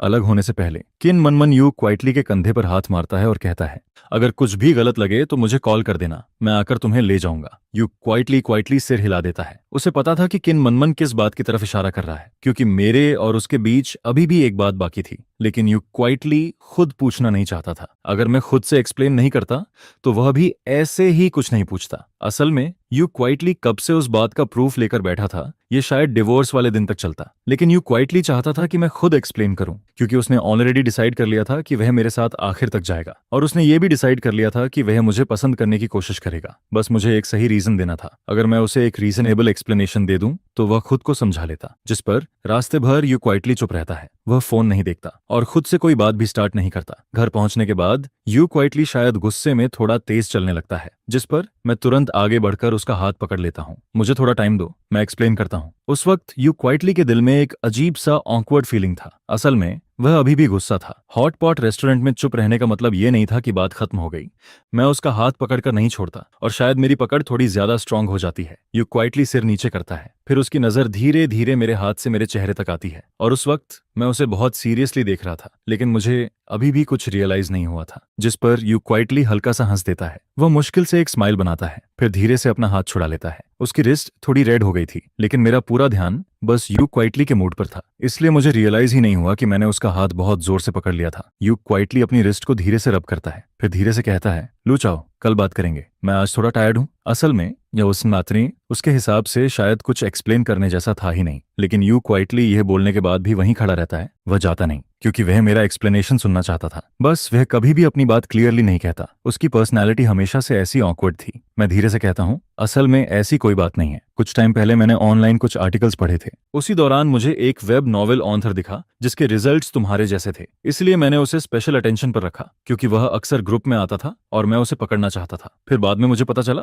मैं प्रॉमिस करता हूँ, उससे मेरी कभी प्राइवेट बात नहीं हुई, पेंगुइन पर भी नहीं। ग्रुप में इतने लोग थे कि शायद वह मुझे पहचानता तक नहीं होगा। मैं उसे शॉर्ट में पूरी सच्चाई बता देता हूँ। यू क्वाइटली ध्यान से मेरी बात सुनता है, लेकिन जैसे ही मैं बोलना खत्म करता हूँ उसके दिल में अचानक गिल्ट आने लगता है, क्योंकि रिसेंटली वह खुद भी ग्रुप में बहुत टाइम वेस्ट कर रहा था। फिर वह धीरे से पूछता है, वो ऑथर लड़का था? अब वह गुस्सा नहीं था, क्योंकि उसे लग रहा था कि ऑथर कोई लड़का होगा। आखिर लू चाओ ऐसा इंसान नहीं था जो जानबूझकर किसी फीमेल ऑथर के पीछे जाए। जिस पर मैं सिर हिलाता हूँ, मुझे नहीं पता, हमने कभी बात नहीं की। तो ऑथर लड़की भी हो सकती है। बुक लिखने का जेंडर से कोई लेना देना नहीं होता है, ये बात सही है, लेकिन यू क्वाइटली चुपचाप यही सोचती है कि मैं कितना स्टूपिड हूँ। जिस पर इस टाइम तुम्हें बात को फ्लो के साथ आगे बढ़ाना चाहिए और कहना चाहिए कि वो एक मेल ऑथर है, क्योंकि अगर जिस पर्सन पर तुम ध्यान दे रहे हो वो एक फीमेल ऑथर निकलती तो यू क्वाइटली को समझ ही नहीं आता कि क्या करना है, जिस पर वो थोड़ी देर के लिए रुकती है, अपनी बैग सीधी करती है और ऐसे एक्ट करती है जैसे उसे किसी चीज से फर्क नहीं पड़ता है। फिर वो कहती है, असल में तुम्हें मुझे जानबूझकर एक्सप्लेन करने की जरूरत नहीं है, मुझे बिल्कुल भी फर्क नहीं पड़ता है, बस सीधा बोल दो। यह कहकर यू क्वाइटली मुड़ती है और वहां से चली जाती है, जिस पर मैं उससे कहता हूँ, अगर तुम नाराज नहीं हो तो अपने रूम में जाकर सो जाओ, आज रात भी जेट लैग कंटिन्यू होने वाला है, इसलिए तुम्हें जल्दी सोना चाहिए। जिस पर मैं यू क्वाइटली की पीछे जाती हुई बैग को देखता रहता हूँ। मैंने तो उसे सब कुछ एक्सप्लेन कर ही दिया था, तो क्या यू क्वाइटली सच में नाराज नहीं है? विमेन सच में बहुत वियर्ड क्रीचर्स होती हैं। जब वो नाराज होती हैं तब भी कहती हैं कि वो नाराज नहीं है, और जब वो नाराज नहीं होती हैं तब भी वही कहती हैं। यहाँ तक कि शावर लेने के बाद भी वो यही बोलती हैं कि वो नाराज नहीं है। इसके बाद मैं बेड पर लेट जाता हूँ और फिर वीचैट पर यू क्वाइटली को एक बार फिर मैसेज करता हूँ, क्योंकि मुझे लगता है कि रियलिटी में पूछने से ज्यादा आसान वीचैट पर पूछना होगा। जिस पर मैं उसे टाइप करके भेजता हूँ, तो क्या तुम अभी भी नाराज हो? लेकिन यू क्वाइटली रिप्लाई नहीं करती है, यहाँ तक कि ऊपर टाइपिंग का भी कोई डिस्प्ले नहीं आता है। जिस पर मैं सोचता हूँ कि इस टाइम यू क्वाइटली के पास करने के लिए कुछ नहीं होगा, शायद वो शावर लेने गई होगी। आगे मैं और यू क्वाइटली के बीच की लास्ट चैट रिकॉर्ड को देखता हूँ, जो उस ट्रांसफर पर जाकर रुकती है जो यू क्वाइटली ने मुझे भेजा था। ऑफ कोर्स उस पैसे को लेना पॉसिबल नहीं था। मैं अपनी वाइफ और उसकी फ्रेंड्स को हॉट पॉट खिलाने के लिए इनवाइट नहीं कर सकता और ऊपर से अपनी वाइफ से पैसे भी नहीं ले सकता, जिस पर मैंने अभी तक उसे एक्सेप्ट नहीं किया है। मैं प्लान करता हूं कि 24 घंटे पूरे होने दूं ताकि वो अमाउंट अपने आप रिफंड होकर यू क्वाइटली के पास वापस चला जाए। करीब 10 मिनट बाद यू क्वाइटली फाइनली रिप्लाई करती है, जिस पर उसका मैसेज आता है, मैं अपने हस्बैंड से कैसे नाराज हो सकती हूँ। मॉम भी जानती है कि मुझे सबसे ज्यादा अगर कोई पसंद है तो वो मेरे हस्बैंड है। यह सुनकर मेरा मुंह थोड़ा खुला का खुला रह जाता है। मुझे बिल्कुल भी उम्मीद नहीं थी कि यू क्वाइटली ऐसा रिप्लाई करेगी, लेकिन इसके साथ ही मेरे दिल को थोड़ी राहत भी मिलती है, क्योंकि अगर यू क्वाइटली ऐसा बिहेव कर रही है तो शायद इसका मतलब है कि वो सच में नाराज नहीं है। और फिर उसके तुरंत बाद यू क्वाइटली मुझे एक और मैसेज भेजती है। वो लिखती है, मैं अभी रेड एनवेलप रिसीव करने वाली हूँ, जिस पर मैं वो मैसेज देखते ही थोड़ी देर के लिए रुक जाता हूँ, फिर चुपचाप वीचैट का इंटरफेस काट देता हूँ और डेट बनने का प्लान करता हूँ। इसके बाद मैं यू क्वाइटली की बुक पर चला जाता हूँ, क्योंकि काफी टाइम से मैंने उसे देखा ही नहीं था। आज नोटिफिकेशन रिंगटोन ने तो मेरी जान ही ले ली थी। ग्रुप में बहुत सारी मैसेजेस आई हुई थी, जिस पर मैं सीधे होम पेज से ग्रुप ओनर यू क्वाइटली की लेटेस्ट 2 चैट रिकॉर्ड्स देखने लगता हूँ। उनका टाइम वही था जब हम लोग हॉट पॉट खा रहे थे। वहां एक फोटो थी और उसके नीचे एक सेंटेंस लिखा हुआ था, आज फिर मेरे हस्बैंड के साथ डेट पर जाने वाला एक और दिन है। जिस पर मैं नीचे की बाकी चैट को रफली पढ़ता हूँ। ज्यादातर लोग यही बोल रहे थे कि जो यू क्वाइटली फिर से अपने हस्बैंड के साथ चली गई है, और कुछ लोग लेट नाइट पॉइजनिंग के लिए प्रोटेस्ट भी कर रहे थे। हालांकि यू जिंगशियन कई बार बोल चुकी है कि वो शादीशुदा है, लेकिन ग्रुप में हमेशा नए लोग आते रहते हैं और कुछ लोग ऐसे भी होते हैं जिन्हें इसके बारे में पता नहीं होता है। जिस पर मैंने डायरेक्टली एट करके यू क्वाइटली से पूछा, क्या ऑथर मैरिड है? On off course you quietly के रिप्लाई का इंतजार करना पॉसिबल नहीं था, लेकिन ग्रुप में बाकी एक्टिव लोग तुरंत मेरे सवाल का जवाब देने लगते हैं। जिस पर उनमें से एक कहता है, ऊपर वाला डेफिनेटली नया मेंबर है। ऑथर की शादी हुए आधे साल से भी ज्यादा हो चुका है। शादी के बाद से वो खुद को हमेशा 38 साल की मैरिड वुमन बोलती रहती है। फिर दूसरा पर्सन लिखता है, उसने अपने हस्बैंड के साथ घूमने के लिए 3 दिन की छुट्टी ली थी। और फिर एक और मैसेज आता है, उसने सॉफ्ट स्ट्रॉबेरीज सुखा दी, अब वो पहले की तरह एक्टिव नहीं रहती है, हर दिन बस फिशिंग करती रहती है। जिस पर कोई और कहता है, मुझे तो वो टाइम बहुत मिस होता है जब उसकी शादी नहीं हुई थी, उस टाइम वो बहुत मेहनती थी। फिर एक और मैसेज आता है, लेकिन शादी के बाद हर 3 दिन में छुट्टी मांगती है, या तो डेट पर होती है या फिर बेबी के साथ होती है। ये सुनकर मैं आधे प्रोविंस तक साइलेंट हो जाता हूँ। फिर मैं जल्दी से बात को कवर करता हूँ और यू क्वाइटली की बुक पर क्लिक कर देता हूँ, जिस पर मैं उसकी लेटेस्ट बुक खोलता हूँ और उसमें सच में बहुत सारे लीव नोट्स दिखाई देते हैं। हनीमून पर हस्बैंड के साथ जा रही हूँ, हस्बैंड के साथ डेट पर जा रही हूँ, इसलिए 2.5 महीने की छुट्टी, फैमिली ऑफ 3 को बाहर घुमाने ले जा रही हूँ, इसलिए 2 दिन की छुट्टी, आधा दिन की छुट्टी। ये सब देखकर मैं थोड़ा कंफ्यूज्ड हो जाता हूँ, जिस पर मेरे दिमाग में बस एक ही सवाल आता है, क्या यू क्वाइटली का सच में यू के साथ एक बच्चा भी है?